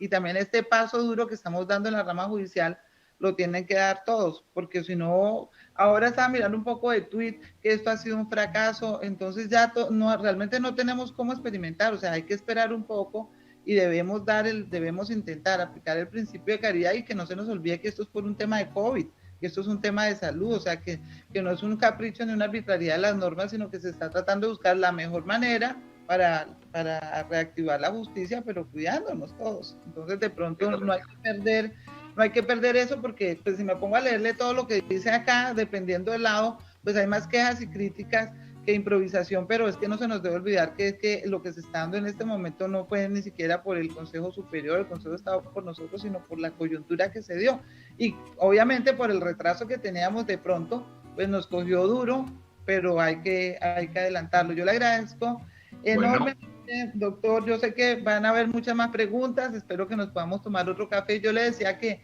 a mí me parece que el café interesante va a ser en 8 días o 15 días, que ya digamos tengamos como algo real para hacerlo, porque a veces yo estaba en alguna discusión académica con mis compañeros, por ejemplo, con el tema de llevar el control de los procesos, porque resulta que, doctor, en segunda instancia, un problema grave que tenemos, digamos, logístico, es que los procesos de segunda instancia les llegan al magistrado ponente, no le llegan al secretario, porque resulta que el sistema de reparto de los jueces hacen que cuando ellos van a conceder el recurso de apelación, incorporan eso en un sistema, y el sistema automáticamente le hace el reparto y ya le dice, eso le tocó a Vicky o a Pepito. Entonces, ese juez me manda un correo al correo del despacho de Vicky, por decir algo, aquí tiene el proceso. Entonces, eso va a hacer que se pierda el control de la secretaría y del número de procesos y de todo. Entonces, hay que hacer unos ajustes, y ahí es mejor hacerlos ahora que tenemos poquitos procesos, para ver, tal vez eso corregirlo o reenviarlo al secretario, bueno, no sé, porque manejar todas las cosas virtuales